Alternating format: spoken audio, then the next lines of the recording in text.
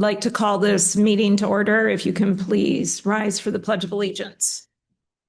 I pledge allegiance to the flag of the United States of America and to the republic for which it stands, one nation, under God, indivisible, with liberty and justice for all. All right, roll call of board members. Milnick. Here. Hoeksema, present. Slopesema. Here. Kester. Here. Aaron's. Here. All right, we're up to set, adjust, and approve the meeting agenda. So does anybody have any items that they would like to adjust? Go ahead, Tim. I would like to move board comments and discussion.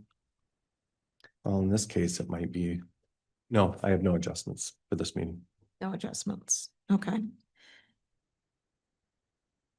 All right, any other that was withdrawn, any adjustments anybody has? Okay, I need a motion to approve the meeting agenda. So moved, Melnick. All right, second? I'll second it. All right, motion made by Milnick and seconded by Hoeksema. All those in favor? Aye. Aye. Those opposed? None opposed. Motion passes. Declaration of conflict of interest. Does any board member have a conflict of interest with any material on the agenda tonight? No. No. No, none noted. Okay, next we have public comment. This is general public comment for the folks in the room. Any person shall be permitted to address the meeting of the Township Board. Public comment shall be carried out in accordance with the following board rules and procedures. Comments shall be directed to the board with questions directed to the chair. Any person wishing to address the board shall speak from the lectern. Zoom public comments will be accepted during the public hearing portion tonight. This is general public comment right now. If you can please state your name and your address. If you make a public comment, persons may address the board on matters that are relevant to township government issues. The chair shall control the amount of time each person shall be allowed to speak, which shall not exceed 5 minutes, excluding the time needed to answer board member questions. In order to avoid unscheduled debates, the board generally will not comment nor respond to presenters. Silence or non-response from the board should not be interpreted as disinterest or disagreement by the board. Would anybody like to make a public comment? We have to make a motion to open the public hearing. No, we're not there yet. Oh, We're at general public. oh, general. Okay. Sorry, it takes a lot of time to read that. So. Okay, anybody want to make a general public comment? Good evening. My name is Mark Taylor, 8057 Skagamug Point Road. I just want to make some comments regarding to traffic safety and speed limit. We've been trying for over a year. Actually, it's been many years, but aggressively this past year, trying to get Skagamug Point Road north of 72, the 3-mile dead end road, to have a reduced speed limit. And to no avail. I've had meetings with the county, the state, locally here, and not getting anywhere. The county says it's 55 miles an hour, and Dan Watkins, the manager, says in all his years he's never seen a county road speed reduced. But our unique situation is we have Samuel's Farm that is really an educational farm. That's why it's in existence. Wouldn't be there if we didn't have that process with the schools. And I think you all might have gotten a letter from the principal of the school.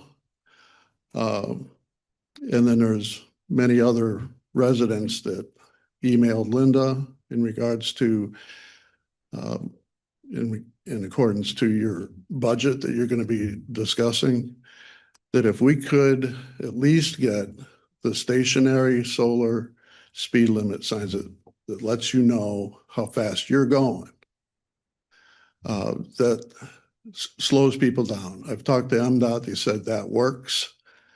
But But that's up to your township if they wanted to budget that and do that. I've talked to Mike Shea, the Grand Traverse County Sheriff, and he says a lot of townships have those. The ones that are on trailers, they can move it around from one area to another. I learned towards the end of last year what happened here on Church Street, that the county took the 25-mile-an-hour speed limit signs down and said it's 55.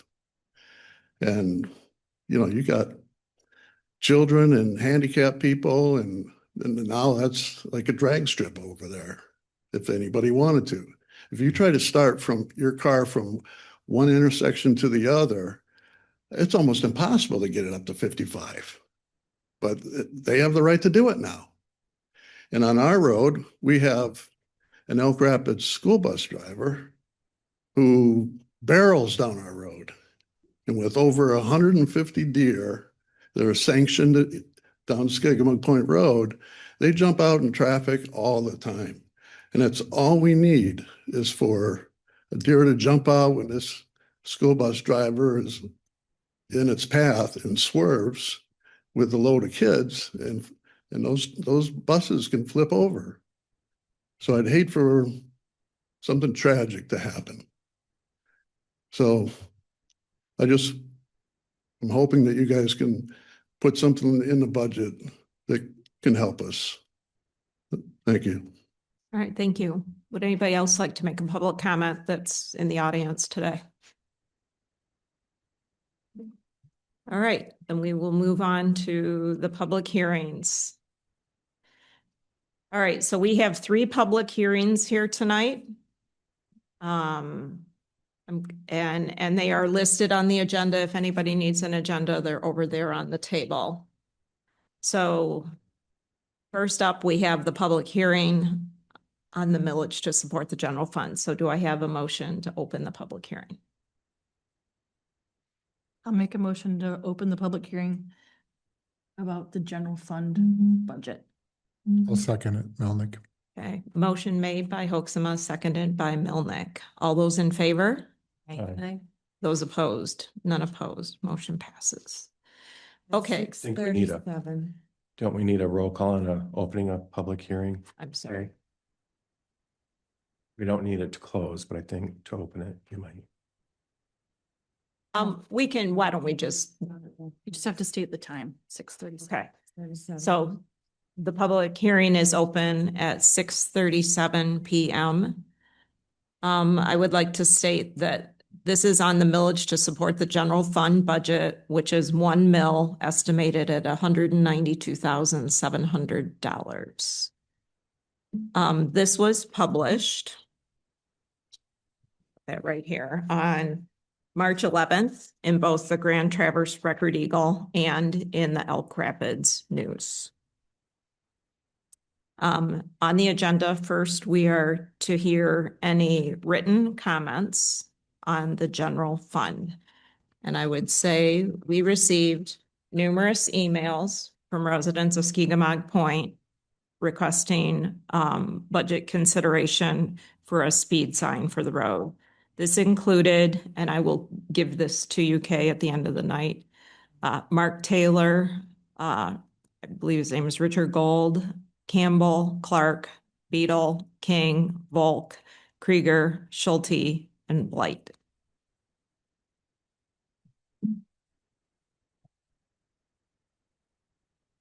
All right, at this point, we will receive public comment first in the room. Does anybody in the room want to make a public comment? And before you do that, the number 2 on this, if you could explain about the specific attendance sheets for public hearing. Okay, there is an attendance sheet specifically for the public hearing. And so it's up at the podium if anybody would like to sign it. So would anybody in the room like to make a public comment related to the general fund? Okay, then Joe, we will now accept comments from Zoom. All right, at this time, 0 attendees on Zoom.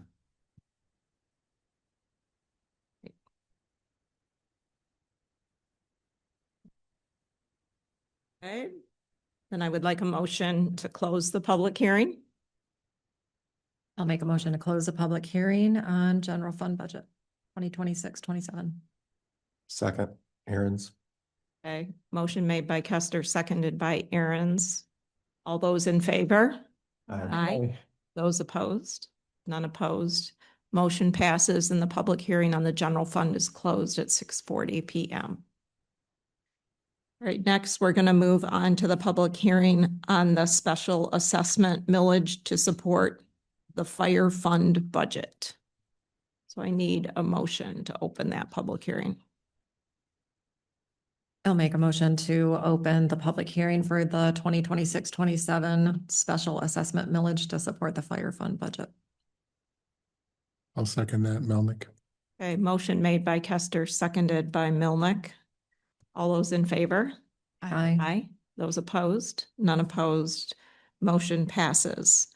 So this special assessment millage to support the fire, Sorry, 6:41 PM. I'm sorry, 6:41 PM.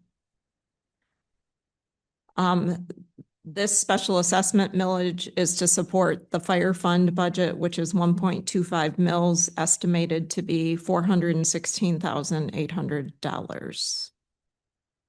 Again, we have a sign-in sheet available if you'd like to sign in at the podium. The publishing was on the same date on March 11th in the Traverse City Record Eagle and in the Elk Rapids News.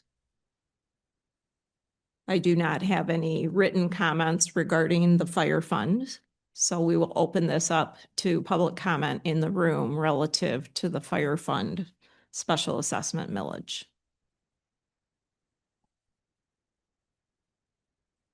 All right, it looks like we have nobody asking to make a public comment in the town hall. Joe, is there anybody on Zoom? 0 attendees on Zoom.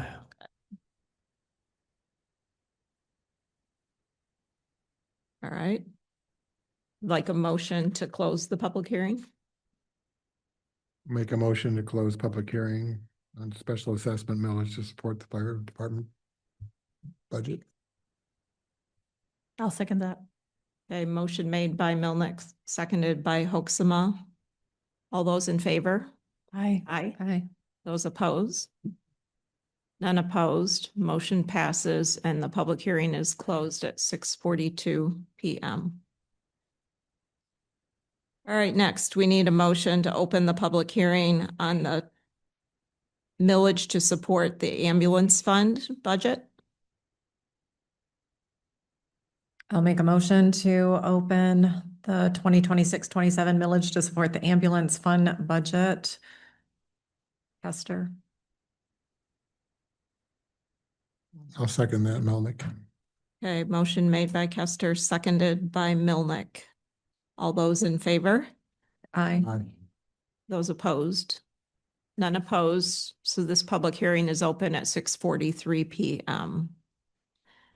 This millage to support the ambulance fund budget is a 0.5 mil estimated at $172,200. I do not have any written comments on this topic of the ambulance fund. So we'll move on to the town hall for public comment. Would anybody in the town hall like to make a public comment about the ambulance fund budget? All right, no one has stepped forward for that. Joe, is there anybody on Zoom? Still no attendees on Zoom. Okay, given no attendees on Zoom, do I have a motion to close the public hearing on the ambulance fund budget? I'll make a motion to close the public hearing on the ambulance budget. I'll second that, Melnick. Okay, motion made by Hoeksema, seconded by Milnick. All those in favor? Aye. Those opposed? None opposed. Motion passes and the ambulance fund budget public hearing is closed at 6:44 PM. All right, we do not have any presentations or announcements tonight. Consent calendar, correspondence. Do we have any correspondence above and beyond what we received for the, No. regarding the signs on Skigamog Point? Okay. We don't have any minutes for approval tonight. Do we have any bills for approval? No bills for approval. So there is basically no consent calendar to approve of. Unfinished business. We have any park and recreation items that need to be discussed? Okay. All right, no issues there. We have no new business. We have no tabled items. So now what we're going to move into is a discussion with the board regarding the fire fund, the ambulance fund, and the fire capital improvement fund. And then the following budget item, we will discuss the park and recreation fund and then non-general fund budgets, time permitting. So starting off with the fire fund. I think Tim is gonna pull up the budget there on the screen. Can you make it a small bit larger? Trying to figure out where the. Oh, there we are. A little bit, a little too much. Yeah, it's kind of hard to see where you're poking your mouse there when. Right. I just want to fill the screen. Okay, and Josh, would you like to come to the podium in case we have any questions for you?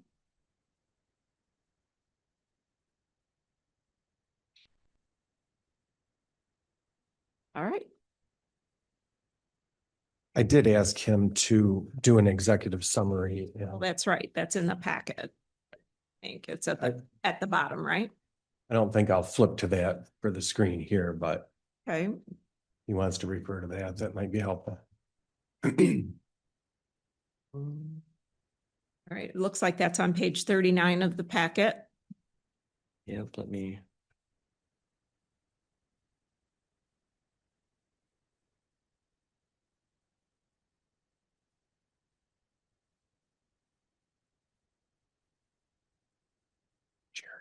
Mhm.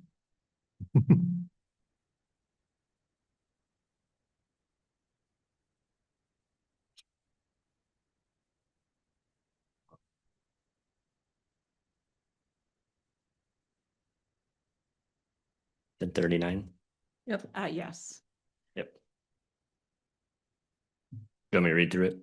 You do not need to read Okay. through it, but if you would like to touch on the highlights, I think Yeah. it might be helpful to the public. So the 26-27 budget is reflecting kind of the new trends of how we're running the fire department as opposed to previous years. You'll notice the salary line is a little bit higher this year, but that is to take into account that full-time firefighter park manager position that we're working on getting approved. So we're absorbing the salary into that line. So it increases call wages to support the department's weekend staffing program, which covers the station from Friday at 7 p.m. through Monday at 8 a.m., ensuring a firefighter EMT is available and present during weekdays or weekends when call volume is there. At the same time, run wages decrease from previous years because now we have staffing on the weekends. We don't have to pay people to come into the station. So response wages decrease, but the on-call wages increase. There is an operating budget of including $20,000 for turnout gear. Our gear is starting to phase out a little bit. And so I want to be proactive in getting new gear in because we have to replace it every 10 years. So instead of waiting 8 years in to replace gear, we can have a nice staggered sets of turnout gear. So that when we have new members join, we have gear waiting for them as opposed to having to go order new gear right away. We do have that tribal grant that we have not spent yet. So I was going to request if we could put that tribal grant into that turnout gear line item of the 16,500 and carry that from this year's budget over into next year's budget. Because we won't have it spent by the end of the fiscal year. And then just everything else went up just based off of cost of living just increases in operations. So just a real quick.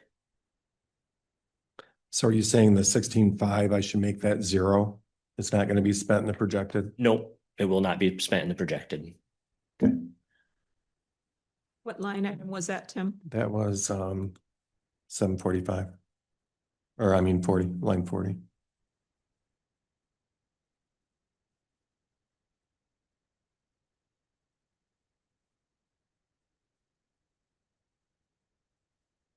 I don't know if Randy, you're not seeing line, No, I'm not, I guess. well, because it's on the Excel sheet, so it's account number 745 turnout gear. Hey, Randy, Yeah. would you like to change your seat so you could see the screen? Without killing your neck? Yeah. No, I'm okay. Yeah, so I'll kind of do this thing if I'm gonna.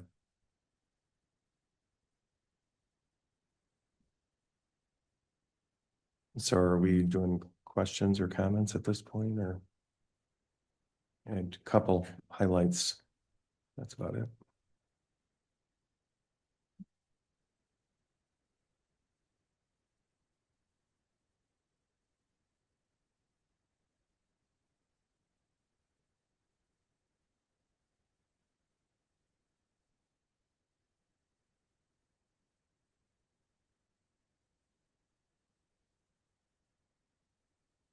So next year's fire budget would have insurance recovery possible?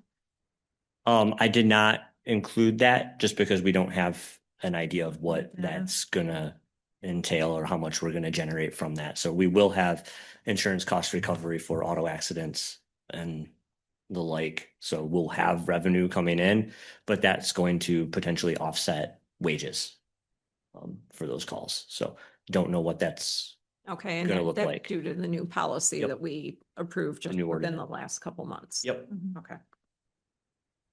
All right. And then what that'll allow us to do is then going into the 27-28 budget, we can adjust accordingly once we have some data. So are you saying it's not forecasted? It's in- not forecasted in the budget. Okay. I assume we're gonna get at least a little bit, right? Correct. So should we be setting that up from the get-go so we can then disposition it correctly? I'm just wondering if there's any way you could come up with at least some estimate for that. Yeah, we could. I think the $5 that's in there is projected. That was probably from, I don't think it's an insurance recovery. I think it was paying for a copy of a fire report. No, it was probably. actually from insurance sent us money for a fire that we had of a vehicle. And that was, the recovery. yeah, that's what they sent us. But we didn't request that. That was what they sent us, $5. Like, Oh, Paid for my fuel to get there. Wow. So what would the board prefer, 500 to start or 1,000? I think that 1,000 seems low, but seems very low to me, 5,000? I don't. I would say 5, because like 5,000. yeah, 5,000, because what that's going to do is then we'll be able to track what. Yeah, I did that. I mean, you probably actually have some of that accident data, right? But the trick is tracing whether it was a resident. or- Yes, and now we're we're Non-resident. capturing that information now where we as in the Right, past and you never didn't did. in the past. So Right. But I mean, you can go and look back through your reports, how many Yeah. accidents. We had Yeah. quite a few in the last 12 months yeah, yep. and some were significant. So if you're following along on the Excel sheet that I sent all of you, you can click on the notes and it'll take you to the notes section. So I want to just touch on the millage. So Sure. property tax revenue, 402, first line, 416,800 is from I worked with Dawn, the assessor, on the estimated taxable value from the warrant. And then I included the 1.25, actually 1.25 millage rate. And I worked with Josh on this as well and came up with an estimated amount of 416,819. And you can click on that note again and go right back. Fire special assessments are only applied to real property, not personal property. So it's not an ad valorem millage, it's a special assessment millage. And then we kind of worked, I was hoping, as you might recall, it was this current year, it was 1.5 mils. The additional 0.5 was approved by the prior board for 3 years to pay for the fire truck, which we'll be receiving soon.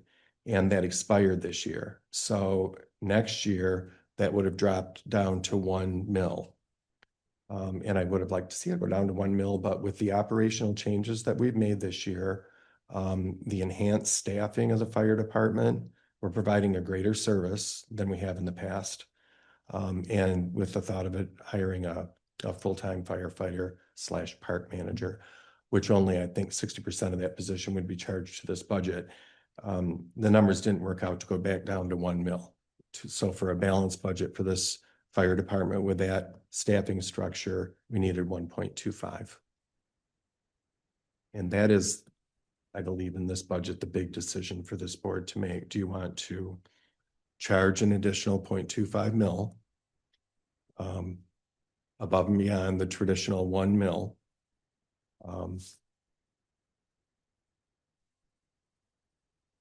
And they do, if you did that, you can see if you go to the ending fund balance,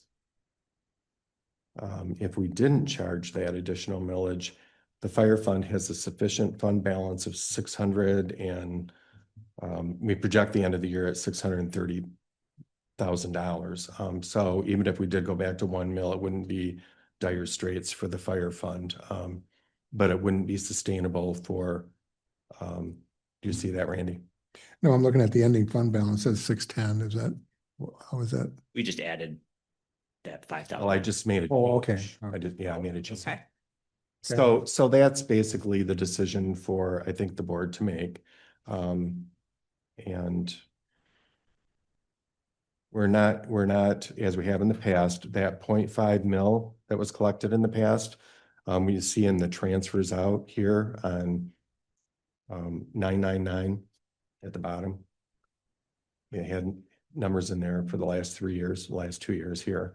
And we're not projecting to transfer anything to the fire capital improvement fund from the fire fund because there's sufficient revenue there when we get to that fund to cover ancillary purchases that the fire department wants to fund.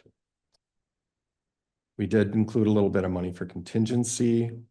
We righted it was pretty close anyway, but Wendy got the actual insurance numbers from the carrier for the general fund, the park and the fire fund. So feel pretty confident on those. So other than that, things were just kind of inflation, the turnout gear. Increased staff. Yeah, increased staff, pension, or there might be some health. I don't know how that all is going to work out. That depends on what happens with that position, if anything. That's all I have to say on that fund. And I think, Josh, your average runs per month still stable at about 30. 25 to 32. Yeah. So Yeah. in that range, we're And, starting to see the increase again as this. and it's about 10 fire and about Yeah, 20. it's emergency 80-20. request. Yeah, 80-20 EMS to fire. Right. I did want to point out on the pension plan, which Josh participates in, that's line 48 on the Excel sheet, and then account number 830 here, that's highlighted in yellow. That number needs to be looked at. I projected it to end at 7450, and it's only currently got 1,984. So something didn't get charged there. I don't know where it might have gone, but that'll just have to be checked out. And these are, I updated these, as you can see, through March 13th. So Mhm. that was the only thing I found on this. Couple questions. Go ahead. I guess I'm unclear on the line 702, the salaries there, and we're talking about the additional staffing for the shared position for fire and park. Is that reflected? Is that part of that? It is. So is there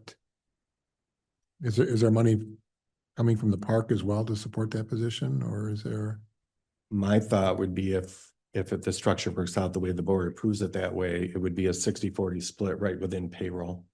So there wouldn't be any reimbursing. It would just be whatever Wendy Okay, enters for the hours, it would just so the split. budget would okay, so that wouldn't all be absorbed in one budget and you're moving money, you're Right. basically doing it at the payroll level, right? Yep. And that can do that, right, Wendy?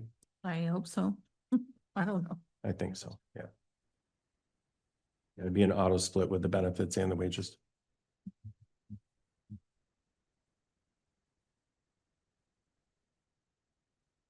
Okay, other questions? So I guess back to the question about the additional, the 0.25 mil and one, the big question, I guess, for the board, and we could absorb that without going to 1.25, and just basically spending our carryover. We wouldn't have to have that increase. Correct. Guess And- then the next question is, what would the auditor want as a cushion there? You mean the contingency portion? Mm-hmm. Cause we spent what, 350, 250 to 300,000 from start of the fiscal year till December. When we collect the special assessment, correct? So that's the number. We want to make sure we have that cushion in there to absorb expenses for that. It's a significant, I mean, we only got December, January, February, and March. We've only got a 4-month window where we actually have revenue coming in before. So, As an example, I just kind of did a thing here. If we collected no millage for the fire department, they would end the year at $200,000. If all 1.25 went away, Yes. Yeah. So I know in the general fund from Richard's presentation, we have, I think it's like 130% of our fund balance in the general fund. In my experience, 30% is a safe number to have as a fund balance, and you can see in this fund, we have well over that. But it's healthy, and there are going to be needs going forward for the fire department and the ambulance fund, and I don't think it's a bad thing to keep that at a healthy fund balance. We might be looking at someday having to use money for a new station, an expansion of the current station, and I wouldn't want to run that fund too low and then have to go back to the voters. And yeah, could you refresh my memory on how the millage rate can be set in terms of us being able to change that from? for this, Josh informed me that his research, we can charge up to 10 mils of a special assessment for a fire fund. correct. Without a vote. This is Without a vote. And It's a big number. it is a big number. And what's the millage rate now? 1.5 this year, and we're projecting 1.25 next year. It's 1.5 now, and so it would go down to 1.25, so it would actually go Mhm. down. Right. Okay. I thought we were increasing it, but at No, 1.1, It's gonna be 1.2, it's gonna be a tax break this coming year. 1 point, okay, well, I think that needs to be communicated to people, obviously. Spring newsletter. Or the fall one, maybe it'd be more appropriate.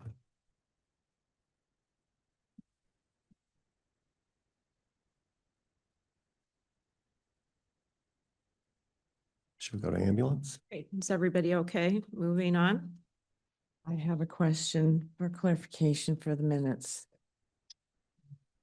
The hearings, first was general fund budget, the second is fire fund budget, and then ambulance fund budget. And where we're at now for discussion, those fire fund, ambulance, and fire capital improvements fund. Correct. So I'm not seeing them as the same three or in the same order. Am I missing? They're not in something? the same order. This is They're general. in a this- different this- order. This is discussion. Yeah. Yeah.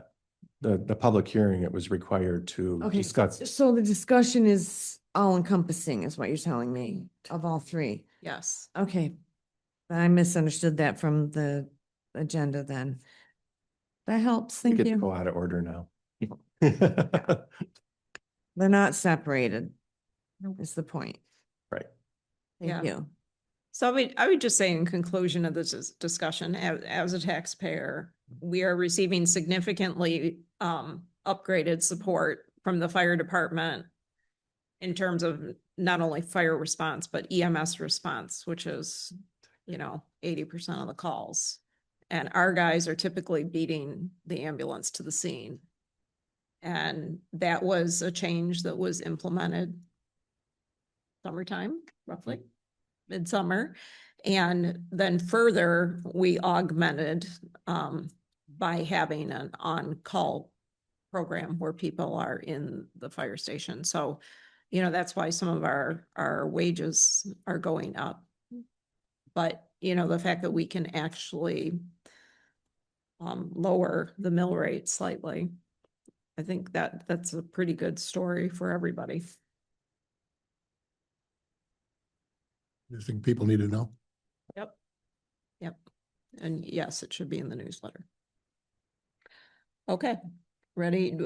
Do we want to, since we've got Josh up here, go to fire capital next? Just, He was gonna cover ambulance as well. yes. He, And where he, that. he helped me with that. You So want to talk the ambulance first? it's the same millage discussion, so I think it would be good. Okay. More good news. Okay. Yeah. So, Actually, better ambulance. news, I think. It is, it's better news. So I'll just start off with the millage discussion and then turn it over to Josh on that, but we felt that you see on line 402, Randy property taxes, line 8 on your Excel, the highlighted yellow. If you go to the note, again, the millage rate on the taxable value is 344, 578 million in taxable value. And this year in 2025 was the last year of 1.5 mils of a 3-year voter approved millage rate. This is an ad valorem millage and has to go to a vote of the people. Because the prior board negotiated with MMR in agreement through 2029 that is favorable to the township, we do not need 1.5 mils in this township for the service that is provided by MMR. And we actually are approaching $1 million fund balance. And if we didn't charge a millage for 3 years, we would still have a fund balance in this fund. So I'm proposing that we go to the voters this fall to renew the millage at a rate of 1 mil for 3 years instead of 1.5, but that we only charge in our L 4029 half a mil for the next year's budget so that we can start reducing some of this fund balance to a more reasonable level for this township. And then we can assess it again in a year. We'll still have Josh research this as well, that we could even go to the voters and ask to renew 1.5, but only charge 0.5. We can do whatever we like in that regard. We can't exceed what the voters approve, but we can charge less or nothing. But I think it's safe to say go to the voters and reduce the millage to 1, because that's all I'm seeing that we need to operate this fund as even a break even. And to reduce it to 0.5 mils is what we'll charge people and try to get this fund balance down to a more reasonable level. And then Josh, do you want to go from there then? Yeah. So the 1.5 is a renewal millage, and it's an easy. I agree with you. I'm not saying I don't, but I feel that the 1.5 is a renewal, and it's definitely easier with a renewal millage on the ballot because it's just a continuation. I don't know what the difference is in going with the renewal versus a new millage when it comes to verbiage and wording. If there's a difference, if it's easier for one and not the other, that's something that I would have to have Wendy look into. But I definitely agree that charging 0.25 or 0.5 to bring this fund balance down is appropriate. I've been having conversations with MMR's upper management about, as we get into 2029, renegotiating the contract to be more favorable for us, because we are charged a larger amount of money from MMR than Acme Township is. It's not an even split, but the ambulance is split evenly between both townships. And run numbers show that we actually, I don't want to say receive less of a service, but the response time is much longer to our furthest points than it is to Acme Township's furthest points. So the thought process was bring the fund balance down, get to 2029, renegotiate a favorable contract, be it with Acme and us or Elk Rapids, however we want to structure the contract, and then see what we can charge maximum on our mills for the next millage cycle of 29 through 32 and set it appropriately at that point to provide that service, whatever it would be. If it's 2 ambulances, if it's 1, if it's 3, whatever they can offer. So I'm appreciative of Tim of going through this process, because I'm in agreement that the fund balance is high. If we go for a new millage, I would like to reword the millage a little bit to make it more of an all-encompassing millage and not just ambulance service, but emergency services. That's kind of would be similar to what Paradise Township does, but all new millages are new millages are harder on ballots than renewals. So. And you can see here too, that with that reduction to 0.5 mil instead of 1.5, that will require $188,900 of the fund balance. It'll reduce it by that much and get us down to, instead of being at the end of the year over $1 million, we'll get down to about 770,000 in a fund balance, which is pretty similar to the fire fund. So I just think it's just getting too high. In hindsight, but we were new, probably should have charged less this current year. Yep. And to kind of touch base on what he was saying, is I reached out to MTA legal and asked the question of, I gave them what the wordage was in the current millage, and they stated that township in the millage, if it's up to 1.5, the township board on the L 4029 can charge whatever they want for the services that they want to provide. So it's just this is your cap, and you can do whatever up into that. You could charge nothing in a year if you wanted to. So that was from MTA directly. And so my only understanding, when we get into that further discussion, whenever Linda wants to have it, I suppose we can educate voters, more of a clerk question. We can educate voters on a ballot issue, but we can't try to sway them on how to vote. We can do like a postcard saying this is gonna be on the ballot, just so you know, kind of a thing, right? And I could also host a open house at Mill Creek and explain the special assessment district and the ambulance millage, because that hasn't been done in quite a few years. So I think it would be maybe worthwhile to educate the public on what the special assessment district is and potentially what the ambulance millage is, just because services have changed. Right. So if there is interest in I that. think that's pretty significant, the service change. And also, I'm aware that some people view it as we pay more than our fair share for the MMR contract. My understanding is that's because Acme has more calls and there's more fee recapture. So therefore, it's more financially beneficial for them when they work their 12-hour shift in Acme, because they get more insurance payouts on the transport. So MMR keeps the insurance money that they, Yeah, we do not charge any insurance money. We can't, because we're not a transporting agency. Yeah. So, But they charge our residents if they have to transport. yeah, so our residents are paying a millage, but then also paying a fee, an insurance Yeah, fee. and that there was a resident that questioned that That seems in the odd. last 12 And months. that goes into 2029 and talking about, as for future services, what could we provide? Could we bring that in-house, still continue with MMR? Those are future questions, not for now, but that's yeah. something. So the contract is up when again? 2029. 2029? Oh, not too far away. Not too far. And No. I think right now, everybody in the region, meaning Acme, Elk Rapids and Whitewater use MMR, and isn't it Kalkaska? Kalkaska has Kalkaska EMS. Garfield has MMR as well, but they do not pay a millage. But they have 2 dedicated trucks, but those trucks are allowed to be used on transfers, which generates a larger revenue source for MMR. Hence, they don't get charged. So between the two funds, ambulance and fire, we would be, if this is approved this way, we'd be reducing the property tax millage rate to our residents by 1.25 mils. Which is significant.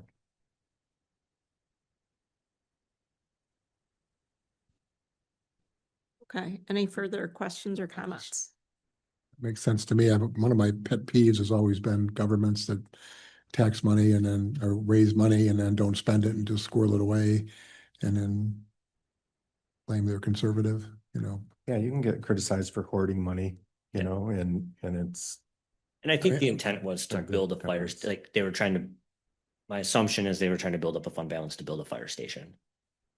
And, I see it, but I feel that if I'm given 1.25 mils, I should spend all 1.25. You should need it for what within reason. It's identified as, Yeah. not for something Yeah. else. And obviously I For might the not, building.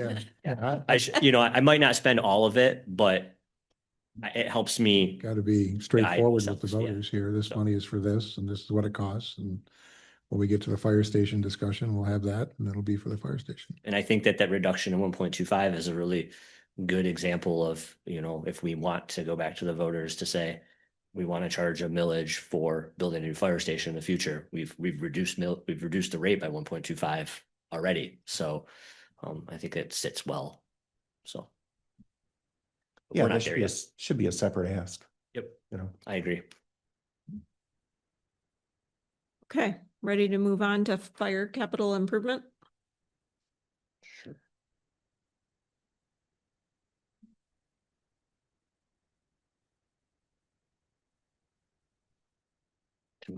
I'll just note that there are no transfers from other funds because that was what I talked about before. That was from the fire fund for the fire truck. And the prior year surplus number is to use these excess funds that have been put into here, pay for the fire, the final payment of the fire truck. And some other things. There's not a lot to talk about in this, is there? Maybe I should go to the note, Josh? Yeah. So the intent was some larger capital projects for the fire station, just replacing our garage doors because they have failed on us a few times this year while going out for emergency runs. Like the door just came down and they had to manually reopen it.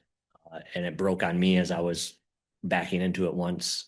So we're kind of rolling the dice every time. The doors are too tall, and so they're low clearance bars, and it just the tension, it just doesn't work. So going out to bid to replace all of our garage doors with more modern doors, and also upgrade our exterior access to our building, because right now it's just a punch code and we have to change it every time somebody is terminated from MMR or an employee leaves. It's cumbersome, so we're looking into replacing a remote, a keyless entry system, or everybody having their own personal PIN, so we can track who's entering, who's leaving. Well, not necessarily who's leaving, but who's entering. And if somebody is terminated from MMR or from us, we can deactivate their code and they can't get access to the building. But right now, we have people from 10, 15 years ago that can get into the building because one of the door comms is incredibly difficult to change. And so it just hasn't changed. It's been the same forever. So those were just 2 big capital projects that myself and the team thought were well worth the investment. So is that something that you can go through Sourcewell? Yeah, we could Because go through it Sourcewell. seems like kind of a key thing that governmental building. Yep, would- yep. So I can research Sourcewell and move through that process. Yeah, just kind of see what those options are. And you can see with this one, if everything goes to plan, we'll end the year at 58,000 in a fund balance. This fund was never intended to carry a large fund balance. It was only intended to receive money for specific purchases. So if there's some additional things throughout the year, there would still be a little bit of room in this fund things will come up. They always do. So we'll see. But there's some cushion here. What is our strategy for a new fire department building? And where would we budget that for? And when and how are we going to do that if it's not in any of these scenarios? My understanding is that was studied and abandoned about 10 years ago.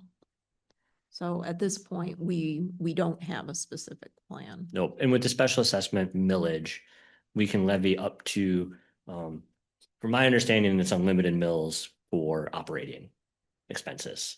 And it's up to 10 mills for capital improvement projects.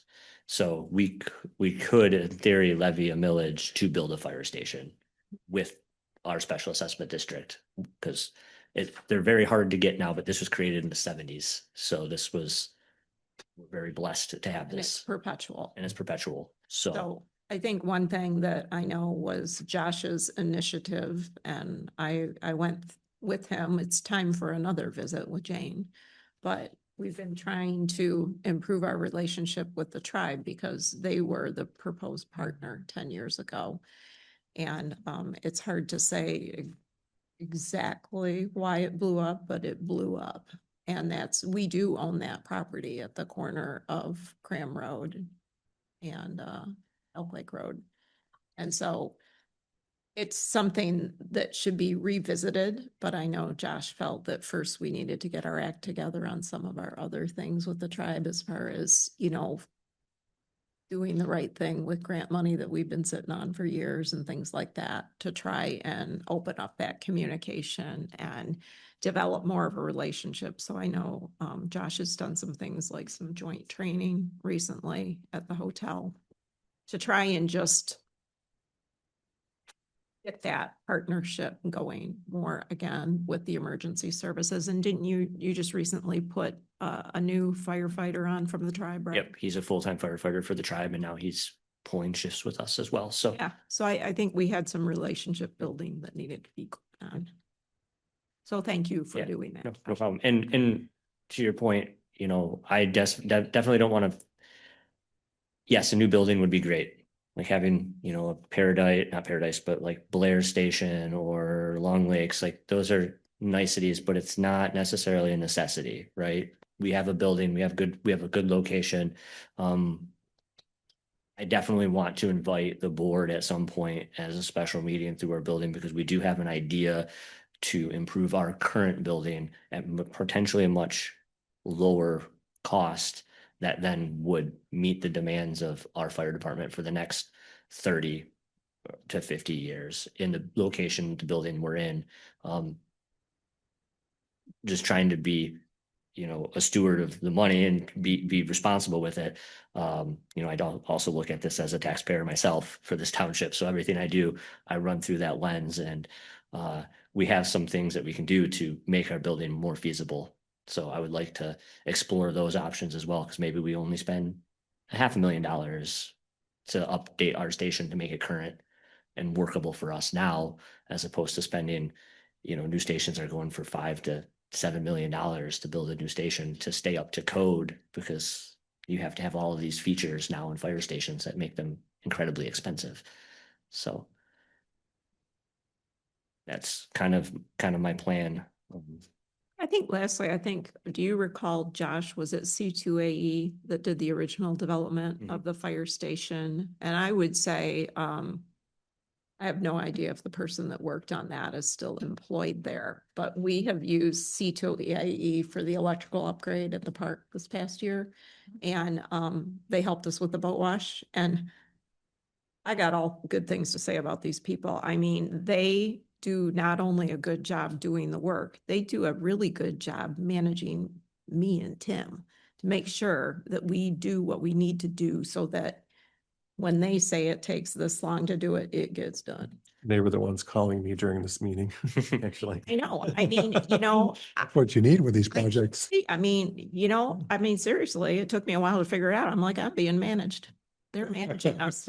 They are just on you. You're not their only You client. need to do this, you need to do this. And yeah, it's all about them getting their profit and their throughput and having But I think compared to some of the feedback I heard about some other professional firms that they worked with the prior board recently, C2AE seems to be very top shelf to me, but still reasonably priced. And they know their way around the rickets to get it done. So they're a big help. And I'm sure that we could potentially use them to evaluate. I mean, any kind of even a refurb for you, Yep. that's gonna hit the dinger that you're gonna need professional engineering services and contract management. The last C2AE study of the fire station stated that we needed a 50,000 square foot building. We do not have a 50,000 square foot. building. 50,000 square foot building? Yes, to accommodate MMR with crews, kitchen, bedrooms, apparatus bay, ample space, because now you have to have essentially hot zone to warm zone to cold zone for contamination because of our gear and all the contaminants on it. You have to have a washroom. You have to have all of these separate things. So it expands the footprint of the building significantly. Wastewater capture, all of this stuff. So No cemetery fences in your way. we definitely have a cemetery fence in our way. So, but I think we could do a lot with the little that we have right now. So I would like to run down that rabbit hole first and ensure that we run that one down first to make sure we're not wasting money on building something when we don't need to. So The last thing. Or buying time, I guess, too. I guess, you can make some improvements that get you to the next 10, 20, 30 years, whatever. And no one's in a hurry to build something. yep. And there is money for, between the fire department, the fire fund and the fire capital improvement fund, there's money available for engineering and design if it was decided by the board to start that process this year. They just require a budget amendment. We, Do it, but I guess the only thing I'd add to that is the discussion that took place before about the potential that the town hall and the fire station may be related issues, in terms of one facility versus two separate ones. it would be nice, but And I guess you'd have to really study that and see if the adjacencies are that significant, if there's a space to do it. I think C2AE was involved in that before too. They recommended a joint facility Mhm. at the Cram Oak Lake Road in that study. I can provide that. If you have not seen that, I can. I provide have, that. yeah, but that was a really pretty sketchy study. Yeah, it was very basic. It It's very top, I mean, was a 10,000 I foot. like view what they instead of- did as well. I just don't. Open services included a complete, There was no architectural renderings. There was no, no. a complete way of evaluating all the costs and. MTA community boards do share stuff like that as well. They share plans and project notes. But I think a good study for us would be to speak to a township like Elmira Township. We are, if you want to compare apples to apples, Elmira Township and us from a fire department, EMS standpoint, and also a township standpoint are very similar. And so I think we have resources right next door that could provide valuable input. actually I want to correct myself. I misspoke. I said we'd end the year with 58,000 fund balance. I wasn't down far I was enough. gonna say that 200 it seemed kind of low, but 200, well, correct me when you see it. 291,000. So there's sufficient money in this fund, even after spending the plan that Josh has for this fund. You'll notice as well that interest earned went down significantly from what is projected. That's because we plan to spend most of the money on the fire apparatus. Joe, where are we? Am I allowed to ask a question like that? Mhm. Where are we are we doing like a Michigan Glass for our fund right now? We are going to be doing it with Alden, so they're going to do Similar. CDs, and yeah, it'll be at a fixed interest rate for at least a year So it'll on be our total kind balance. of an easier to track year to year Yeah. investment. Okay. Because that's what I struggle with that portion when building the budget, because I don't know what Yeah. what we're going to generate when it comes to investment. It had never been invested in the previous years. It was just sitting in the bank, right? I believe. Right. So 2.25%, but yeah. Okay, any other questions or comments for Josh? Tim, are we moving the grant fund into the budget? I Which- already did that. You did? Okay, so the version I have is, Right. is older. I just took the money that was in there based on the auditor recommendation and put it into the fire fund. So it's a revenue and expenses matched, so it didn't change your net income at all. This is the rural. The rural readiness. Readiness? No, not the rural readiness. This is the fire and protection safety grant through the Department of Homeland Security, which is shut down right now, so we're not getting any reimbursements. So 58,000 Yeah. reimbursement Okay. grant. There a time when you have to spend that by? 2 years. Okay. So they should hopefully be open within 2 I years. just, when we, in your fund, I did, to go back to that, in the revenue section, I added, federal grants you see here, public safety. And I went to the GFA, and made sure I used the right account number. So Wendy will have to add that if it doesn't exist already for the fire fund. And then 58,800. And then the expenses are all in Okay, supplies and wages. okay. So you're on the fire, So now we're on ah, park, right? yeah, Okay. On the Park and Rec Fund. all right. And Vicky, I see your smiling face back there, so there might be a question or two for you, and I think Josh is prepared as well since Tom was not available for tonight, so. So I have a I couple mark my things if I part. can start, just to point out that Sure. will look like anomalies to you. Because we started last year, we didn't take reservations until April 1, the new fiscal year. Correct. This year we started in February, so you'll notice here on fees charged, these are camper fees. And they're $349,000 so far, based on a $295,000 budget. And that's because this includes all the reservation fees that we received from February through March 13. So at the end of March, those will have to be recorded with a journal entry as unearned revenue, liability, and remove the revenue. And then in April, we can record the revenue again and then basically reverse the entry so that the money goes into the proper fiscal year. So that happened with, that's going to happen. And we knew this going in. So fees charged, reservation fees is a revenue. So that one will go down in the actual audit. And then when you get down to expenses, the only thing it affected was credit card processing fees. All the credit card processing fees from February and March will be set up as a prepaid and credit the expense. And then in April, we'll reverse that. But that's the only 3 entries that will be required for accepting reservations early. I know there was hesitation by prior boards saying that you can't open until you're in your new fiscal year, and that's just not true. So Oh, yeah, that's not good advice. People like to plan ahead, especially for Memorial Day, Labor Day, and 4th of July.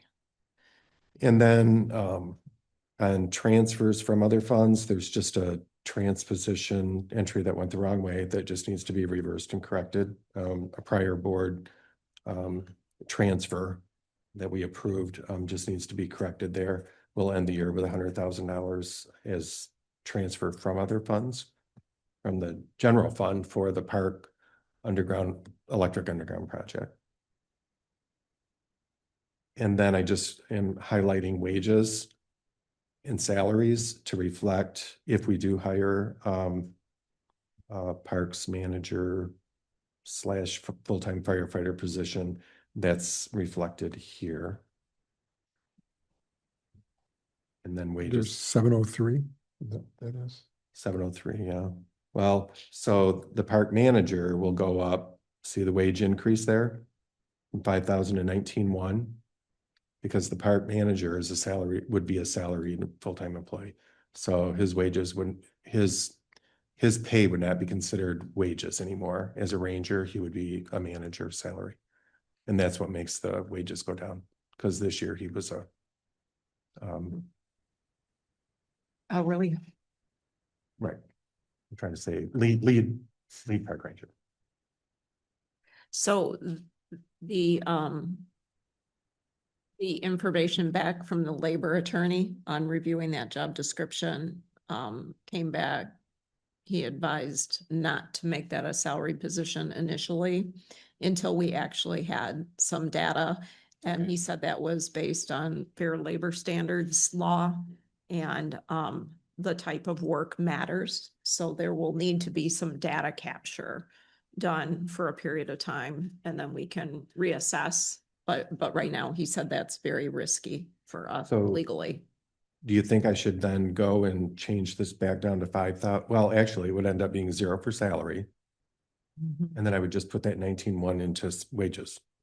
Is that what I should do? Yes, I think so. And you'll need to change the fire department. Right. Then too.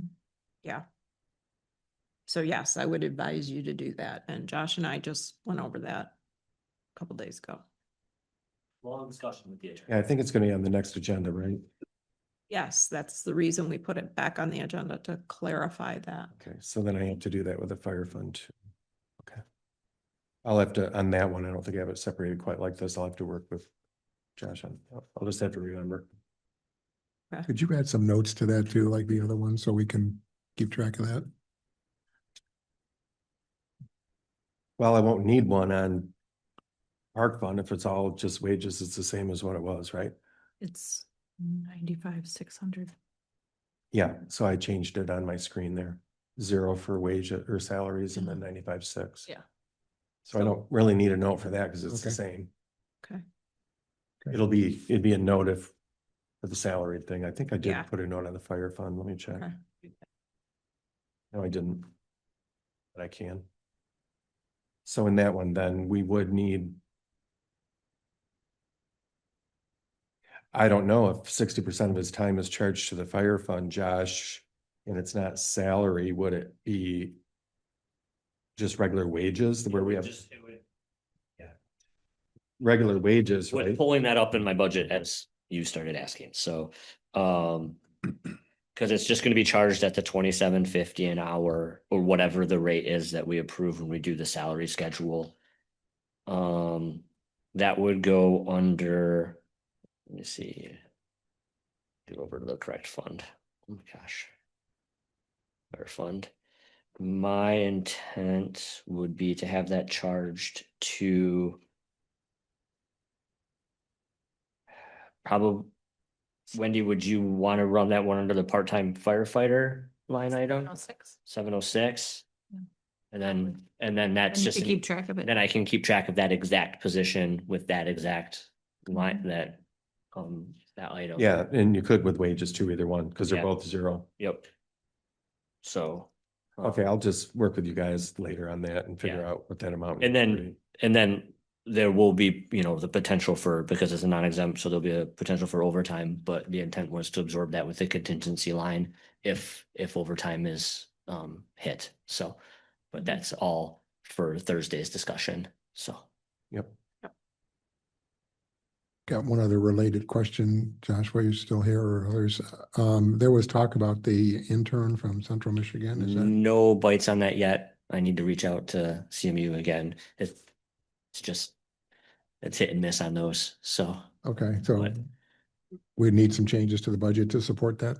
If we had an intern, yes, but if we don't have an intern, then no, Okay. but an intern's not gonna break the bank, it's. No, I know, but didn't know if Yeah. you need a line item or if you need to provide for that. I can't remember how much that cost, if that was. Yeah, I never really, because we didn't get any bites, I didn't really flesh out what the cost, or Tom and I didn't really sit down and go over what the cost of that program would be, so. But if somebody does in the next month or two express interest before school's out, then we can run down that, so. So I haven't talked to Tom about this lately, but last year for about half of the summer, we had a campground host to cover some of those later evenings, which was helpful to us because that kept us from having to pay wages. I haven't talked to him lately about it. Do you know, has he located anybody, found anybody that might be interested in that? No, but yesterday and sitting down with him to kind of discuss in preparation for this, we were going through the PMP and we found the host camper job description in there. And so we actually have guidelines for host campers, just like at Michigan State Parks. you do a block or a window. So we could do a posting for host campers. I think, Vicky, if I'm not mistaken, it's 4 weeks they have to give or Mhm. something like that. I literally just glanced over it yesterday, so I didn't take a ton of time to put it to memory, but I think it's 4 weeks. And it gives like lists of things that they have to do. So I know there are a lot of people out there that could potentially be interested in that and just little windows. It benefits the park.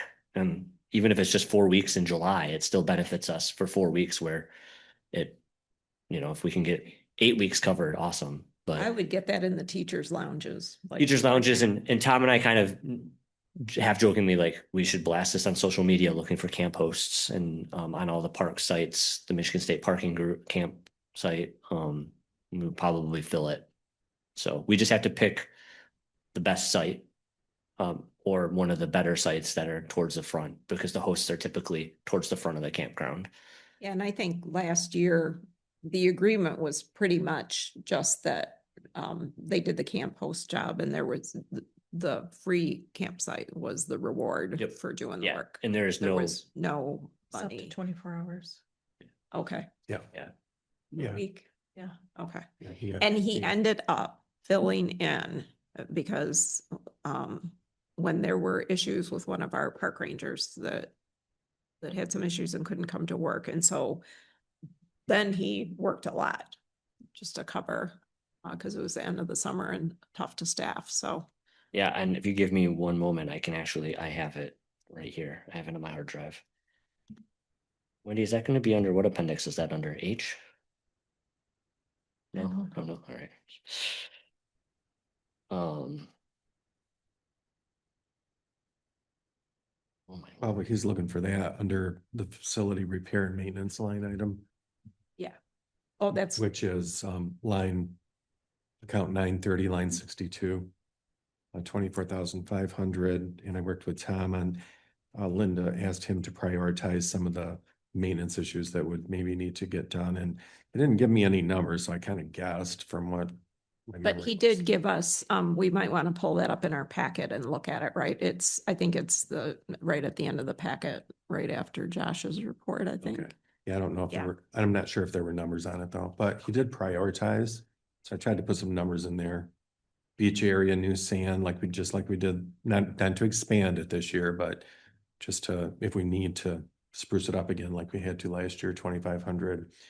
Bathhouse reshingling, 15,000 is just my estimate. New fencing at High Prairie Park, again, my estimate, 4,500. Tile repair in the restroom. Tile repairs in restroom tile. I just say in restroom.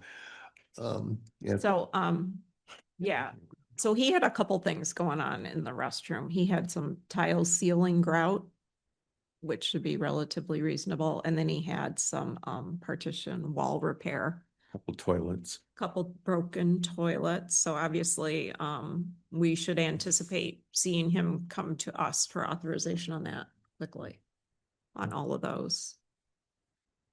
And we met yesterday again and we talked about some of these projects.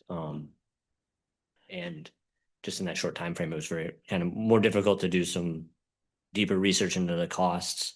But we were both under agreement of trying to create capital projects that provide value to not only the campers, but the community as well. Because Whitewater Township Park, while it's mostly used by out of towners, we don't have a lot of amenities there for township residents. And township residents are the ones that, for lack of better words, are subsidizing the park operation.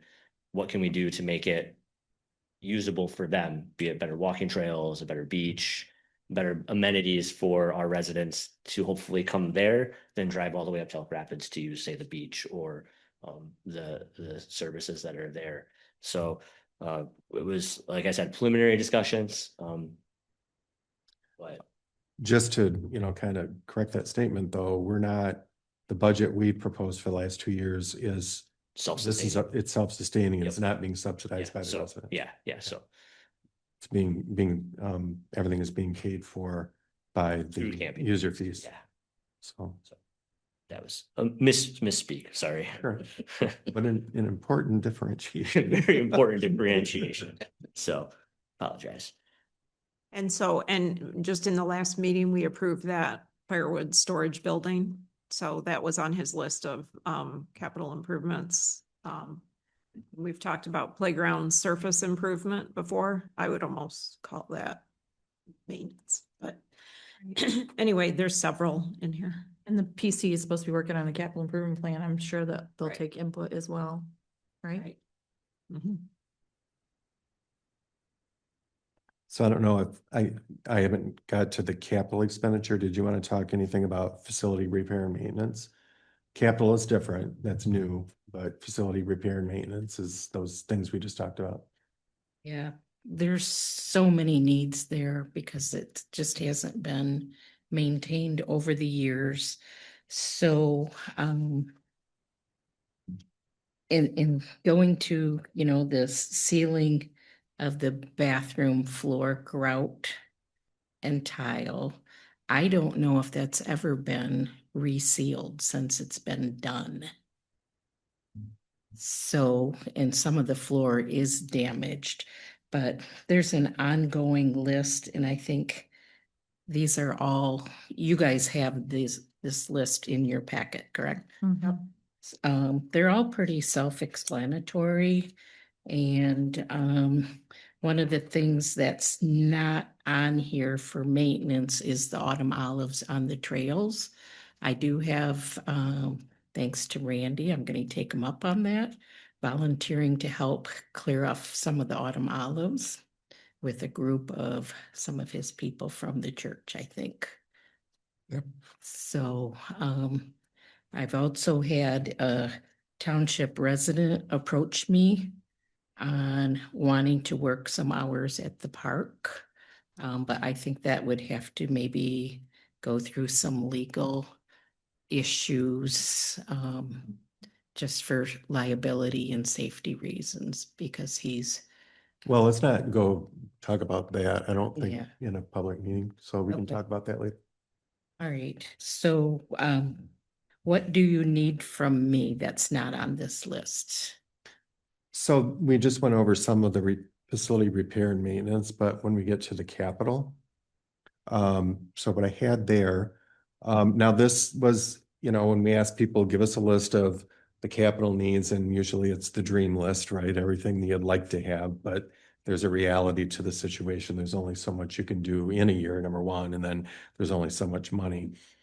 So these might happen over a few years, but at least we're starting to get a list together. So this year we know we're doing a boat wash station. That's 43,000 estimated, 20,000 from a prior tribal grant that we received several years ago. He had on here high prey pickleball court / tennis court rehab. I don't know, I put 28,000. I think Linda has a better number on that, maybe. And then Park Road ditching culvert gravel placement. I don't know what it costs to fix a road. I realize what the issue is with that road. That's gonna be a lot of money to fix that road, because if you don't have ditching, no matter what you do, it's gonna the sand's gonna keep washing down to the bottom and it's gonna be a mess. It needs gravel, it needs ditching. I understand my neighbors don't even like to use it because of the dust and the mud and the mess. But I don't know if this fund has enough money to take on fixing Park Road. And I know that was listed as one of the highest priorities. And then, of course, the new ranger station estimated at 50,000. So that's note 16.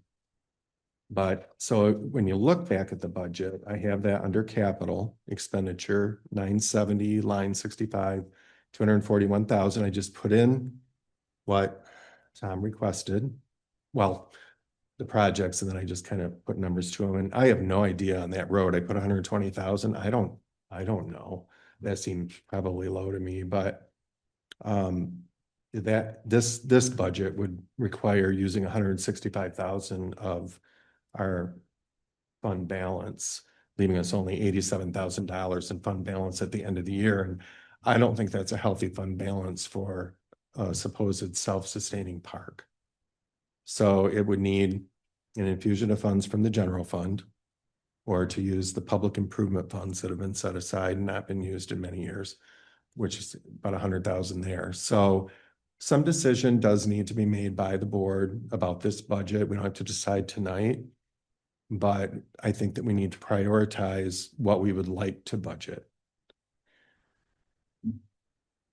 I think the other dimension to that too is the pursuit of future grants and having money for local matches that we're going to pursue trust fund grants or land and water or whatever, although some of that might be, when I heard the presentation from the Land Conservancy, it didn't sound like they were going to necessarily need us to contribute to a local share of that trail project. I don't They know. would initially, I think, right? 8 to 10,000 a year initially. Oh, No. that's just, yeah, that's just maintain it, but the Maintain. actual But the cost actual of cost. property acquisition, when I talked to them, they were fundraising for the land purchase and for the refurbishment. My understanding is they were gonna try and get some money also to cover like the bridge over the river, which was a big expense, which is like on the property they're acquiring. Like it's an improvement to that actual property. Okay. It's kind of a little bit Yeah, of so, but this. I can't remember whether they said the township would be asked to help contribute to the local share of that grant application for the development of that trail. I don't think so. thought I they don't said think it no. was. said no. Okay, so then, I think there's two things going on. They want us, we have to sponsor a grant request to upgrade the trails and stuff in the system. But then their idea was they're fundraising all that. yeah, for they're, land purchase. they're not applying for money for acquisition. No. No, They're only they're applying. fundraising within Right. their Well, they're gonna do that separately and donor base. we're not gonna be involved. Right. And then they're going to fundraise for an endowment for this other stuff that they talked about, Correct. the ongoing maintenance and care. I just wasn't sure if that was, we had to Projects. allocate any money to support a future grant Well- application, because I think they said they would help us with it. They just, we just have to put our name on it because he said that a municipality had to apply. we have to for be it. the applicant. Yes. Yeah. Yes. And they said they've got I mean, we might have to pitch them, that's where I'm a little uncertain between the Land Conservancy and the Conservation District. I think they both do grant running, so it just, how that shakes out. So that does bring up a question though, that this year and last year, we paid the conservation district to do mowing and brush hogging and this and that. That's not a professional service. That's a facility repair and maintenance, right? But I don't, Sure, we spent about $2,200 the last time I checked on yeah, that. it's not much. And that's what I have in professional services is 2,800, but Hang on, what line are you on? You're I'm on line flipping around. 46. Okay, 46, all right, yeah, that's around that like $2,000. 2650. I think we signed an agreement, up to $3,500, but they didn't end up billing that much. Okay, Yeah. but didn't I see something in their proposal? They had like an upgraded proposal for $10,000, but at least the initial feedback I gave them is with this other thing going on with the land acquisition and with another grant application, I didn't think it was appropriate that we also upgrade, Okay, the annual fee at the same time. I feel like that's kind of double dipping and so the 2,800 is good then. I think that's Okay, fine all right. for now. I mean, that's just a status quo and, they do get called for a lot more than mowing. Like I had Tom contact him just the other day because I went on a little hike down Lossy Trail and I had to stop because there was an enormous fir tree that was completely blocking the trail. And you could not get around it. It's too wet. So anyway, like that's an example of one where you call them to get rid of that tree because it's not a go take your chainsaw job. And It's that's too part of big. the professional services in part two that Elmer's, wasn't it Elmer's? Right, Yeah. it was Avery. or Avery. Yeah. Somebody who hoed out the spillway Right. on the pond, which we're gonna have to keep an eye on that. Oh, yeah, something. And long term, that might need to get reworked. keep So it up. just to kind of, just my thought on this, as far as getting back to the capital expenditure, and we have to make, that's what we're here to talk about, but Yeah. the budget for next year. recognizing that Park Road, yes, is a very high priority, and I know they have to go out there and Vicky uses her own tractor to do it, I think, or I don't know what's going, but Yes. I get it, but I just can't see this fund handling that kind of a project right now. And so I'm suggesting that we take the 120,000 out. And I think we should take the new ranger station out, plan on what we want this year. And then we do that for sure next year, just like we're doing the boat wash station. That we leave in the boat wash station, we leave in high grade pickleball court, tennis court rehab that are falling apart. We need to spend some attention over there too. So you would have, and we're still going to spend a little bit more. I suppose you could really do the ranger station, pickleball court, and the boat wash station. You'd have 100,000 in capital right there with those three. But I think with Park Road, ditching culvert gravel, we know that the road commission will not pave that road. They've stated that all of their boat launches are gravel and they're not going to pave that road no matter how heavily it's used. They have a lot of boat launches in this county. I asked, I begged. That's not going to happen.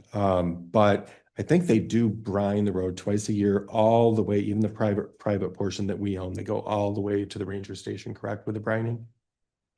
But what if we then this year spent some money, professional services to engineer and design from the part that we own to the ranger station? Not much needs to be done way over there because it's pretty good, but just that it's that dip. If we get some conceptual idea of what needs to be done from some professional and estimated costs on it, we would at least know where we're going. Yeah, I like that idea.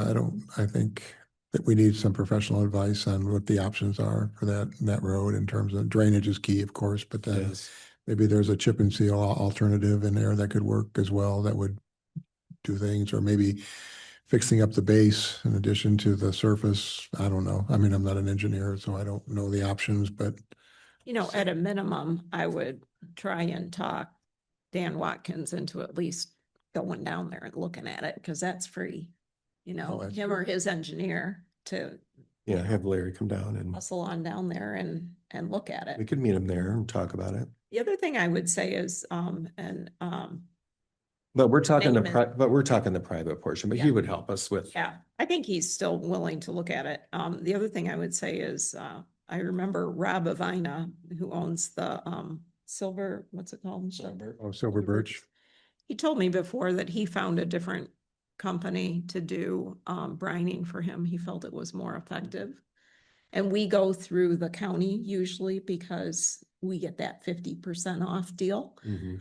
But that doesn't mean that we couldn't try and at least investigate that. I would have to dig up Rob's phone number, but you know, it doesn't cost much to just make a phone call and get a quote and do a little bit more investigation.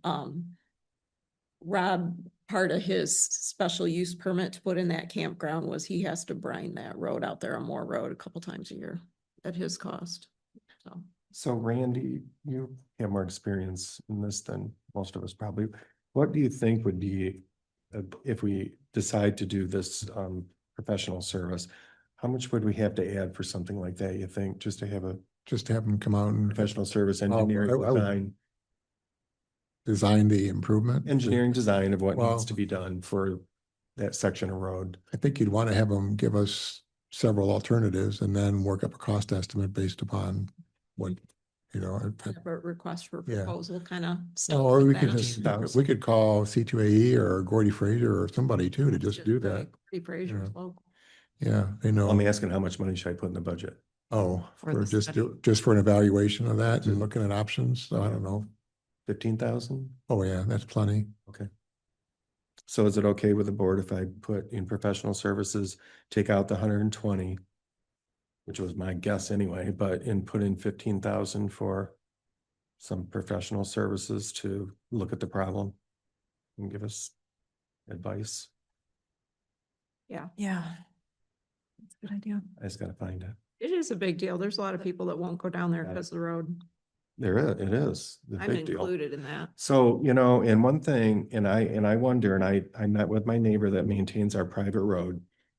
And he's the one that suggested changing the road Mm. ordinance with some of those things I talked to you about, but we switched to an eco-friendly brining system and kind of to a fault because people drive faster because it's like a paved road. You still get your ice pop rutting that he has to fix in that, but there's no dust anymore. I mean, it's been 3 years we've been using this and just drive down our road and it's just Starts it's packing. stuck together. I mean, Yeah. it's not,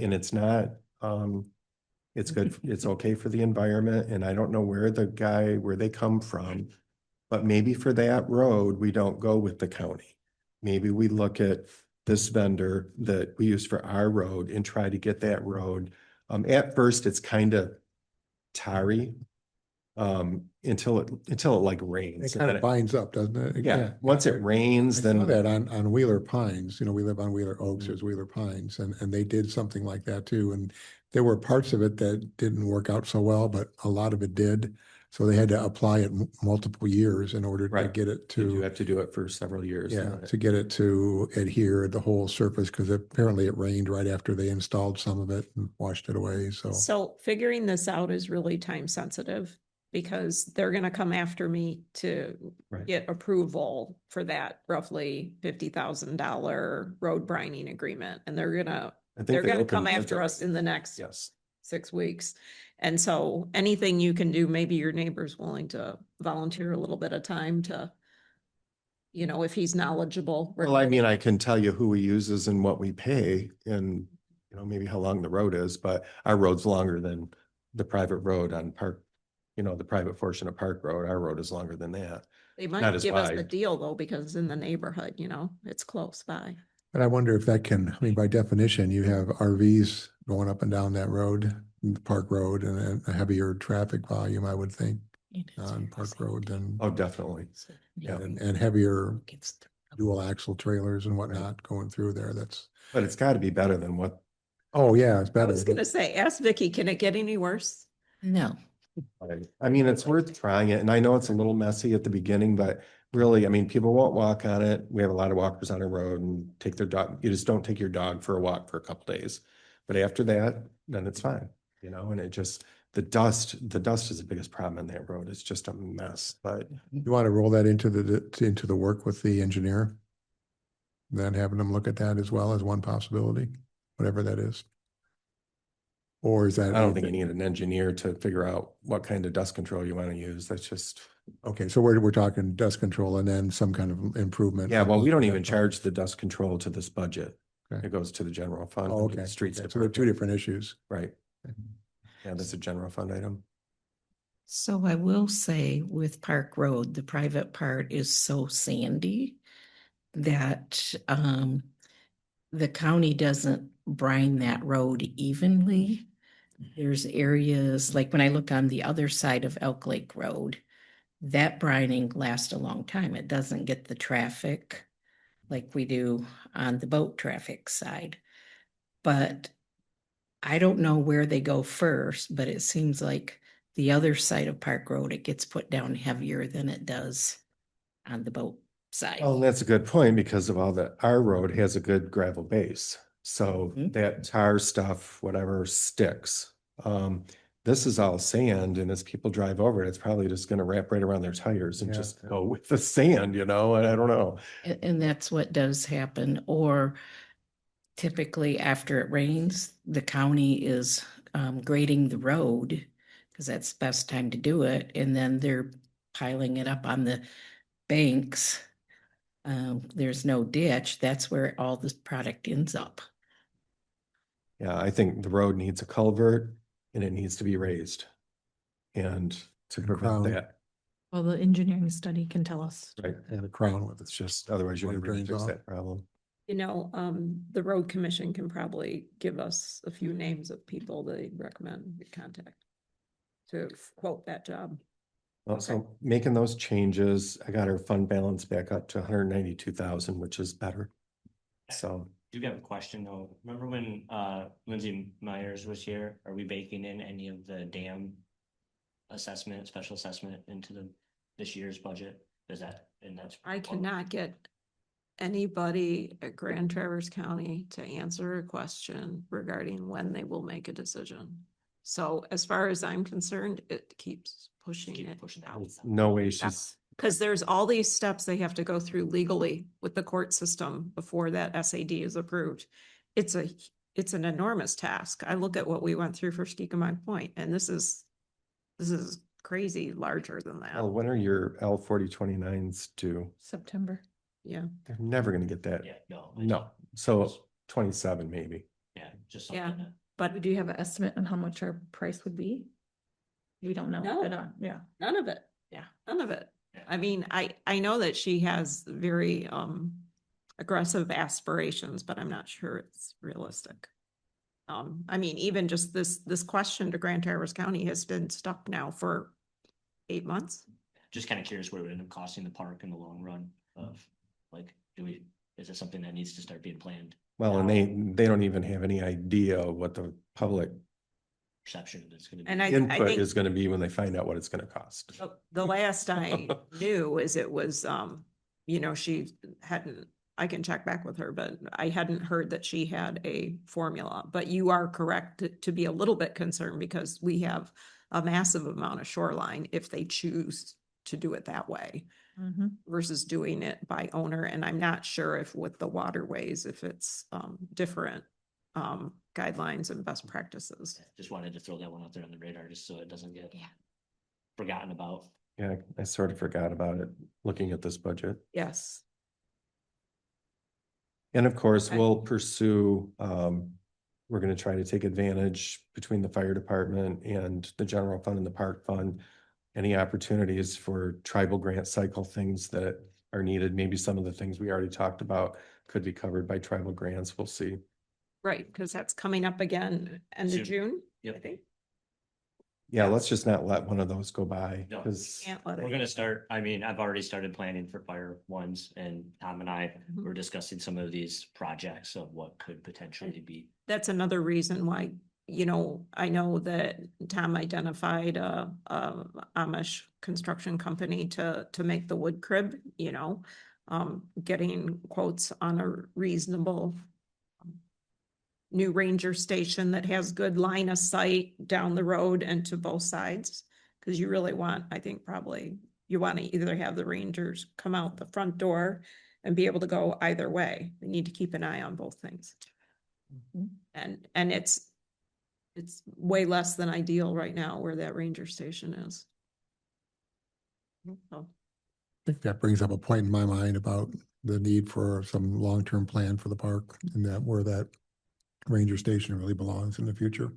I think that was one of those discussions based on this new position, whomever is in this position is, that may be one of the winter time tasks while they're still being a firefighter working a shift.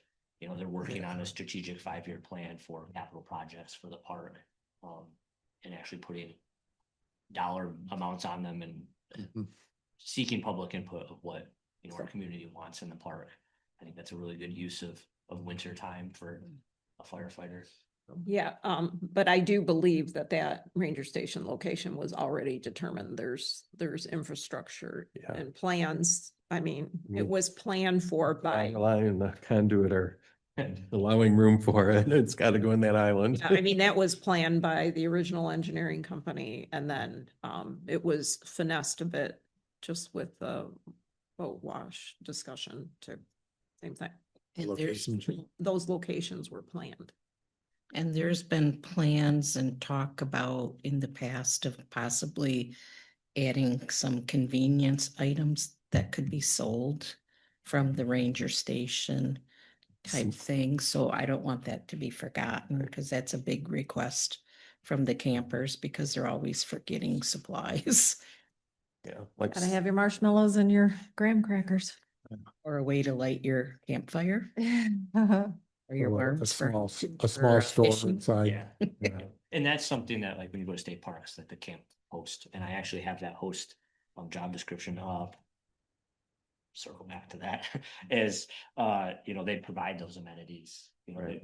There's a lot of these state parks that have a friend of, Harrisville State Park, and they have a store at the state park that all the proceeds are used for the park. It's not coming out of a general budget. It's that that group doing it. So something to think about as we move forward into the summer. You find some people that are dedicated campers and maybe we work down that road. But the camp host is 18 years old, 4-week minimum period. And their jobs are just to greet the new campers, distribute information, assist staff with routine maintenance, answer questions about the local area, arrange campground activities. Available to answer questions during hours when the staff is not there, and other services depending on his or her capabilities. And that's a job description that's in the PMP right now. So They're selected on different experience or skills availability. so Yeah, people want to buy T-shirts and hats and they do. logo wear and mustard ketchup, you know, you always forget something, right? But it's a long way to a store from there. So we need space for that to happen in the ranger Yeah, station. and that's Usually being like a tent, planned. like like at Harrisville, it's a tent. Like it's like a military canvas tent, and they just have tables in there. They have a square, and and I mean, it doesn't look great. Harrisville works because it's tucked into the pines, and you don't really notice it. Here would be a little different, but We're planning to have one big enough that it all is inside and Yep. little refrigerator for popsicles or whatever, you know, whatever. But so a little bit of retail, but not a full-blown store.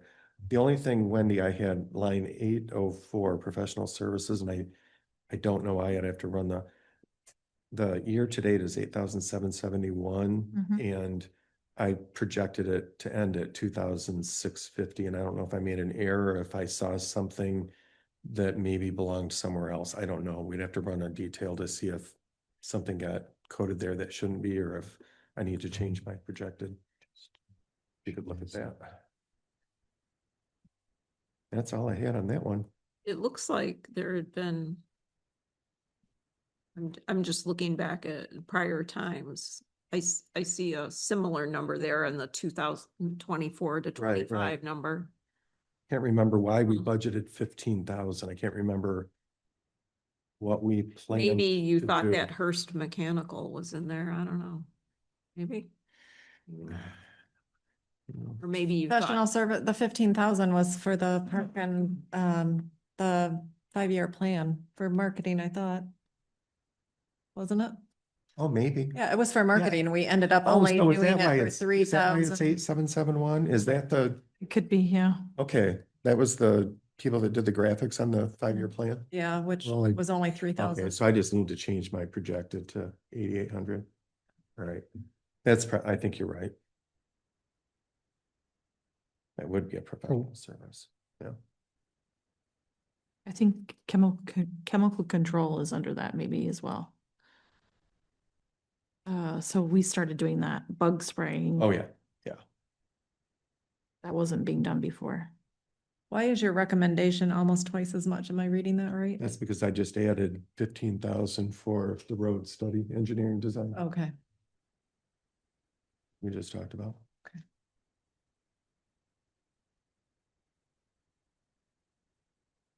okay, other questions? No, the only other thing is, just, so the other things I have highlighted are just a little bit payroll related based on what we decide to do with that position, Okay, all to be yep. determined. And I did, Wendy, I did add this new one, software support, when I went through Noah's thing on our annual fees. One of them was for a park rugged. Yeah, there's a, Computer. it's like a tough. The ranger Like a station. laptop? computer. Yeah. Yeah, So anyway, it's just 150 annual. That's all I saw on his list that belonged to the park.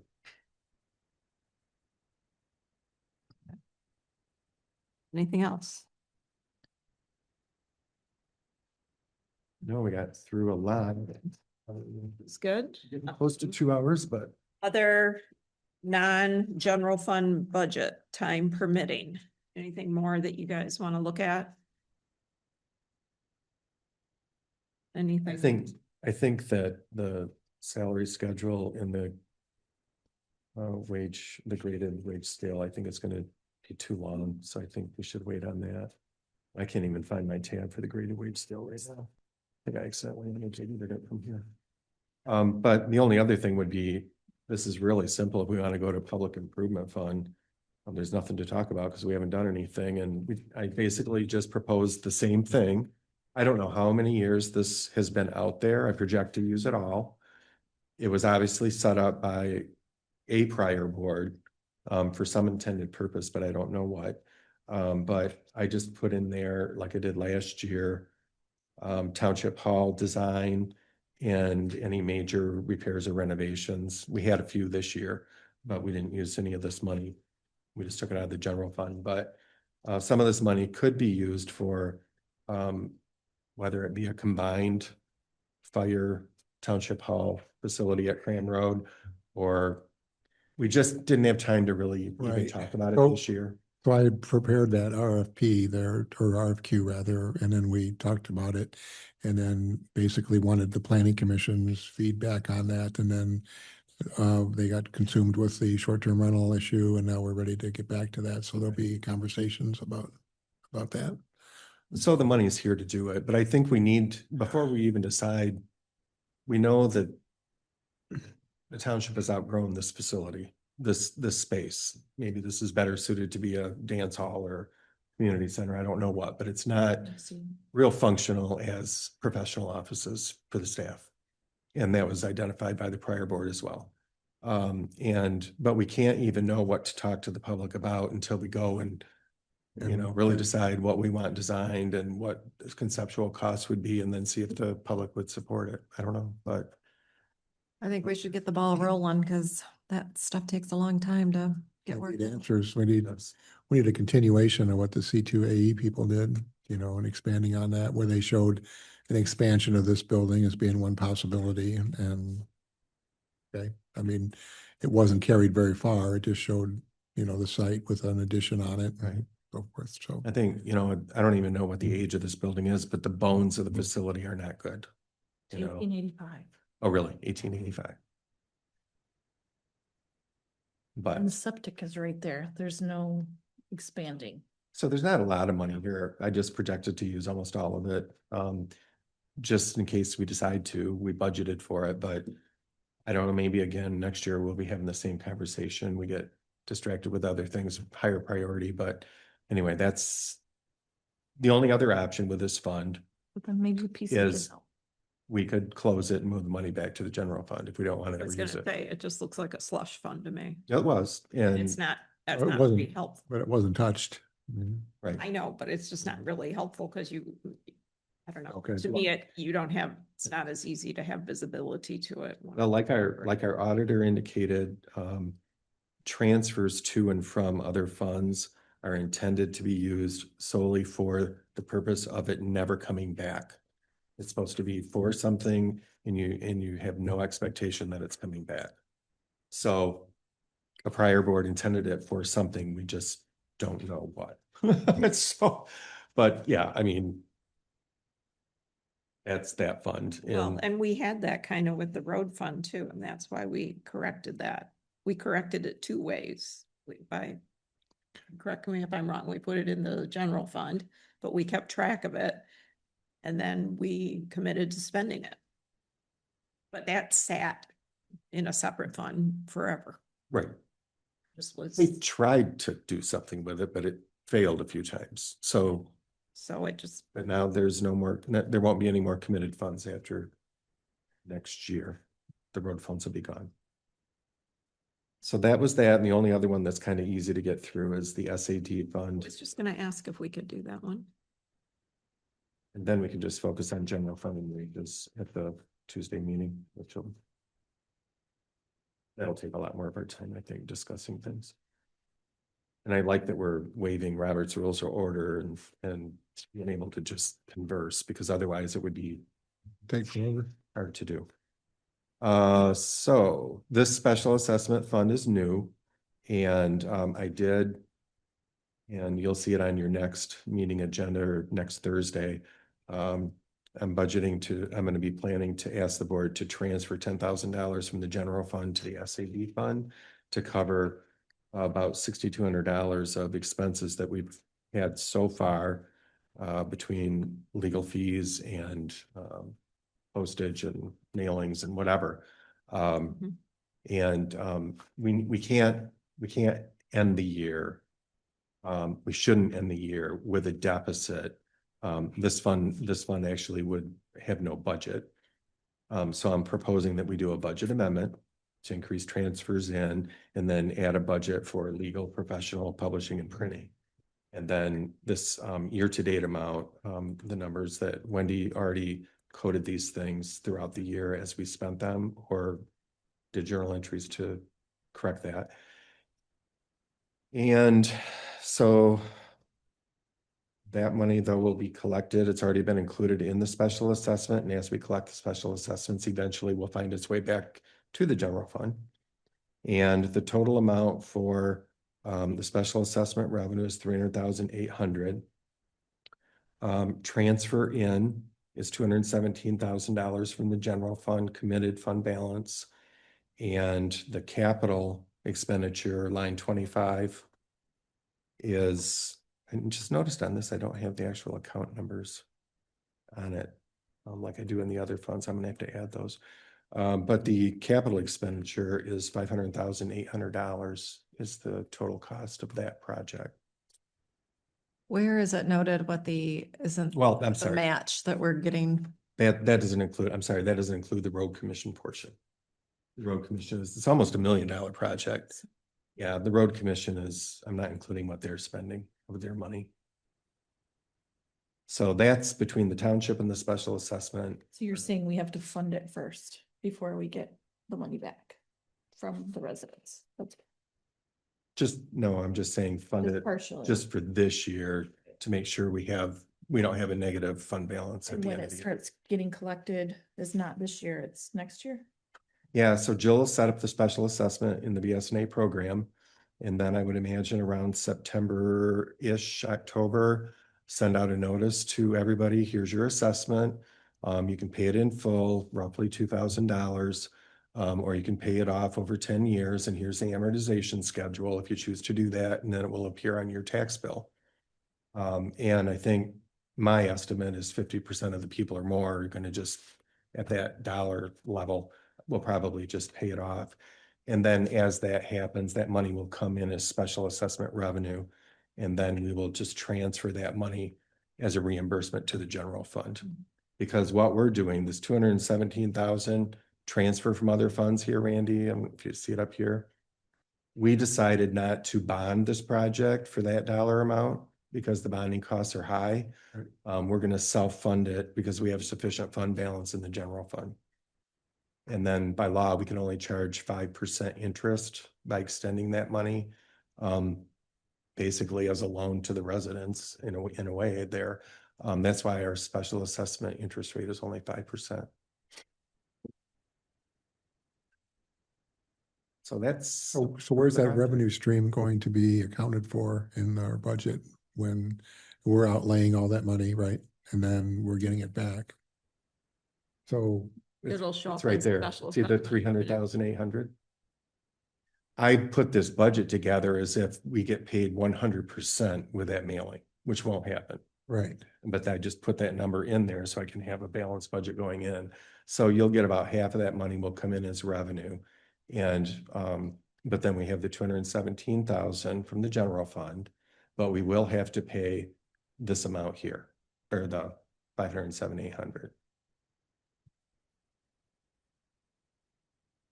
And the rest will be a the rest that don't pay it up front, it's going to be a special assessment receivable. over the next 10 years coming back to the township. Right. At 5% interest rate. Right. And that revenue stream, that doesn't stay with this special assessment district. That's going back to the general fund then? Correct. Yeah, and the idea would be, I mean, in the next 10 years, there probably is going to be another special assessment. You'd run that one through this fund too. And that special assessment program keeps track of each special assessment that you create. So they'd be separate special assessment Right. districts. right? That's through the BSNA program, separates it. This budget, the budget worksheet combines them all.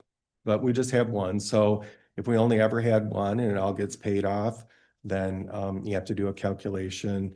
Did you spend more than 5% of what the special assessment was? Or did you spend less than 5%? And if it's less, then the township just keeps that money in the general fund instead of refunding it. So if it's more, then you have to refund the ratepayers or the special assessment folks. So you're not gonna know that though until the project's completely done. So it's almost like an investment that we're making in that we're putting out the capital cost and then getting an income stream off of that comes back. Well, not really, because you're putting all the money out there that you're not getting back in You're not getting interest, not in your bank interest, account. really. Yeah, it's not in your bank account anymore, so you're extending the money. Oh, yeah, so. But then it's coming back to us in over the next 10 years. Right. So it's almost like, Right.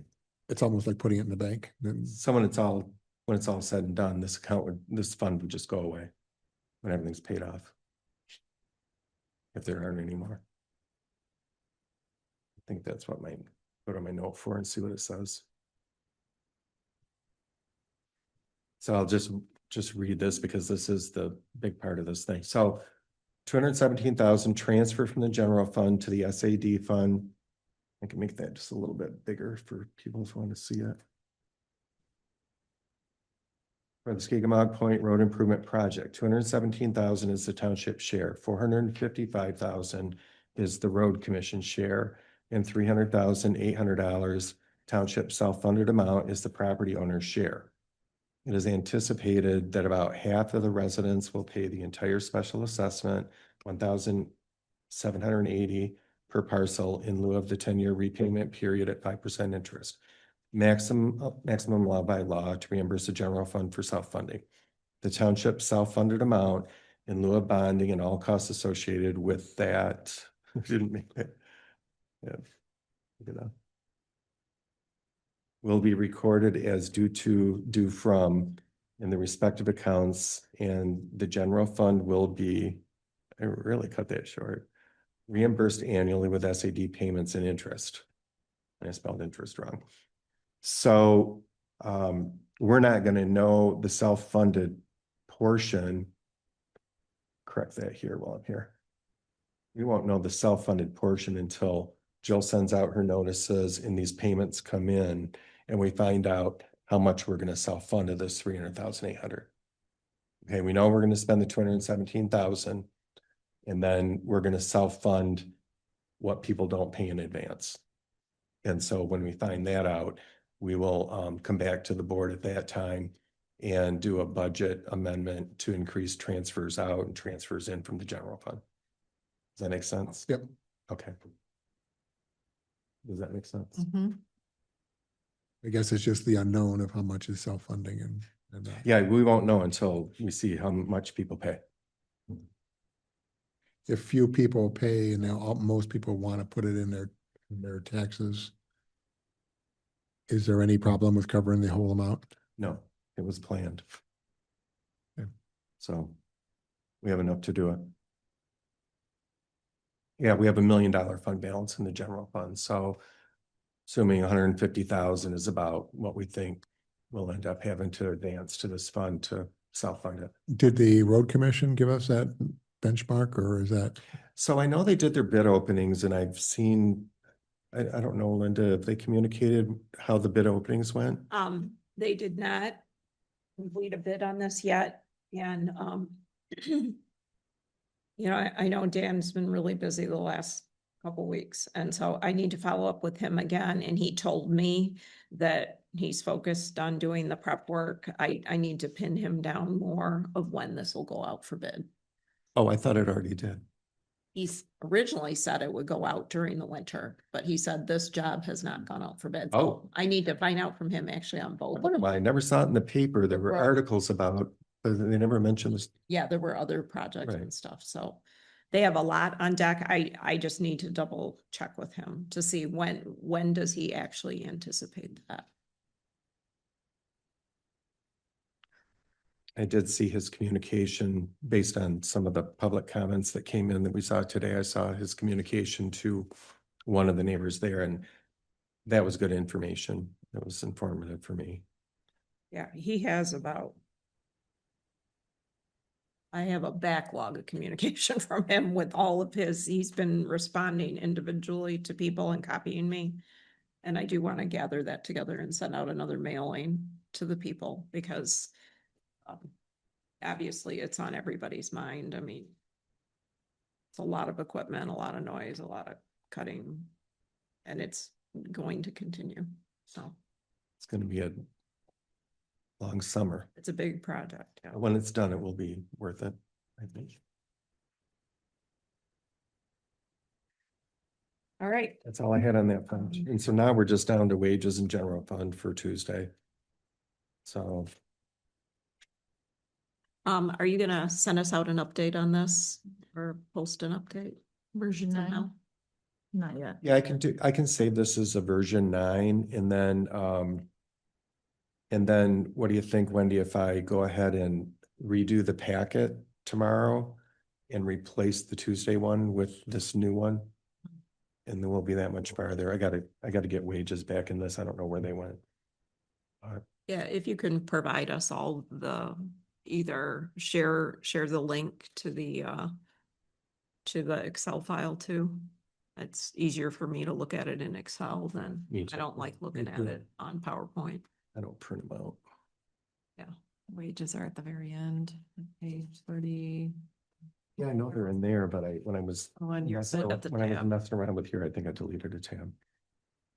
I was trying to get it to blow up. I'm gonna say 9.1 because I already have a version 9 started. Okay.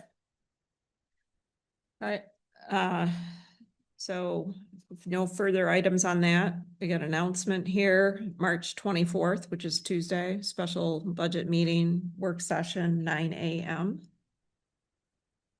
Any other board member announcements? Okay, I'd just like to say thank you to Josh and Vicky for spending your evening with us. It's helpful. Public comment. Would anybody like to make a general public comment that's in the town hall? It usually doesn't draw a real big crowd for these. Yeah. Mark Taylor on Skagamug Point Road. A couple of takeaways from tonight's meeting. As far as Skagamug Point Road, I think we're kind of misled and some things have taken place that we weren't expecting to happen with the trees being removed and damage to people's properties. And if we'd have had a meeting that I requested this past fall from having Dan Watkins do a little Q&A for us, maybe there wouldn't be so many upset neighbors. One example is people have private road signs, you know, their name on a sign. And one resident neighbor, it's over $1,000 sign. And the tree guys from the county destroyed it. And the county is going to pay for it. But out of what fund? Is that coming out of our SAD? So we're actually paying for it ourselves? It'd be nice to know that. There's at least 6 mailboxes that are destroyed. They've replaced 3 of them with some really cheap mailboxes, like $30 mailboxes. And some of these residents, they have custom made mailboxes. That's irreplaceable. I spoke with Dan Watkins on numerous occasions in the past couple of months, and we were under assumption that the bids would have gone out before Christmas. And as of right now, there's no bids.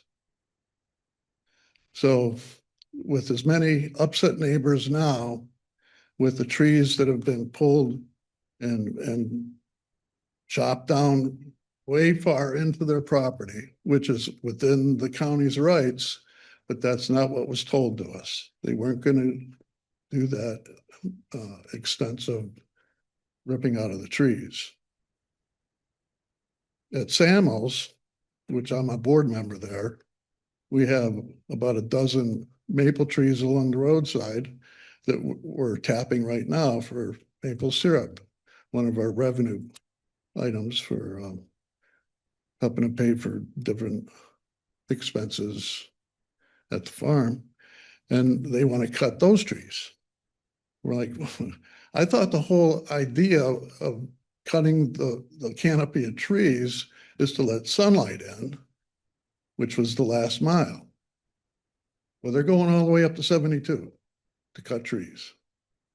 Why? It's all sunny. So a lot of us are upset. And this whole project could blow up if the bid comes in over the 10% that was the SAD. So then what happens? So just want to forewarn it. It'd be nice to know some answers. It's supposed to be transparent, but nobody's telling us anything. Another takeaway on Skagamug Point Road, there isn't a dwelling less than $1 million. And it's a death trap if there was a fire. So there's a pump at the end of the point that doesn't work. So it'd be nice if there was a budget item that maybe through the tribal council, they could run more hydrants and maybe have a couple of hydrants on Skagamug Point Road. That would be a good plus. So, and the other takeaway is, I think Josh is selling himself short. My dad, a couple uncles, they were Dearborn firefighters. And I've been in a lot of fire stations. And I think he really needs a new building. And this place here should be a museum. So, you know, I think that maybe downtown Williamsburg, across from the existing fire department, if you could buy out those old homes and what's there and build a new building. So I'd like you to look at the big picture. Thank you for your time. Appreciate it. All right, thanks, Mark. Josh, would you like to step forward for a minute and just educate the board regarding the water point at the end of Skagamug Point Road? Yeah, so at the end, so if you get to Fairview and you take a left and it dead ends there, there is what is considered a dry hydrant. It is a pipe that goes into the water. Unfortunately, those, because of wave action and low water tables and high water tables, those pipes rust out after time. There is nobody, and this is information that was given to me before I took over. So I don't know how factual any of this is, but I was told that we let that go into disrepair because there was nobody available that would repair it due to liability. That if it were to fail during a structure fire, the people that were repairing them weren't willing to do it for liability reasons. That, again, like I said, don't know how factual that is. I have not ran down and figured that one out. It would be advantageous to put something in again down at that point, because he is very correct. That is, when I look at my risk assessment for our township, that is a very high risk area. It's our farthest point besides Baggs Road, with no real access to the water because of where the homes are at. So that is one of our main water points. We do have a system called turbo draft that we can hook up and we slide it out into the water and we pump water to it, which then creates a venturi, which pulls water up into the truck. We would dedicate a truck there to work as a water point essentially, but then now you're taking a truck completely out of service to operate. But it is something that I think would be advantageous to talk to the tribe about redoing our water points. We have 6 in the township. There's one here at the entrance of Millbrook. There's one back in the subdivision, the Maple Meadows subdivision. There's this one that doesn't work. There's one in the Island Lake community. So I think there used to be one at the park. Is that? there is not one at the disrepair? park anymore. Okay. So it is something that we've talked about on a leadership team level in the fire department of just kind of we go every year and we refill our water points and we check things, but they're all different fittings, they're all different setups. So I think that is something that we need to get a better handle on, and we've discussed it of just making them all uniform. But I think that that would be a good tribal grant or a assistance to firefighters grant through the feds to fund a water point upgrade, because we are rural, and as great as it would be to ask the tribe to run water up to that point, they would barely run it to Cook Road when we ask. They won't even run it across the road to Petoskey Plastics. So it would be a hard ask. So doing something and doing all these things helps lower ISO ratings, which helps lower homeowners insurance. So I think they're great topics to look into, and we should definitely address these. So if I'm not mistaken, the issue with running water for fire protection is that there's no usage unless there's a fire, right? So It like just for Grand Traverse Plastics, that's a concern that they can run a water line there, but there's no, like normally for a house, you run a water line to it, they use water, you charge them, you pay for it. Yep. But with fire protection, that's not the case. No. And everybody on M72 is hooked up to municipal water, I do believe. I know we are at the fire station. So And the other points are tanks yeah, underground. there's a couple that are pipes, but the rest of them are underground tanks, 30,000 to 20,000 to 30,000 gallon underground tanks that we refill ourselves every year off of the municipal system. So Okay.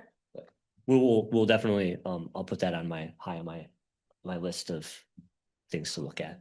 So All right, thanks, Josh.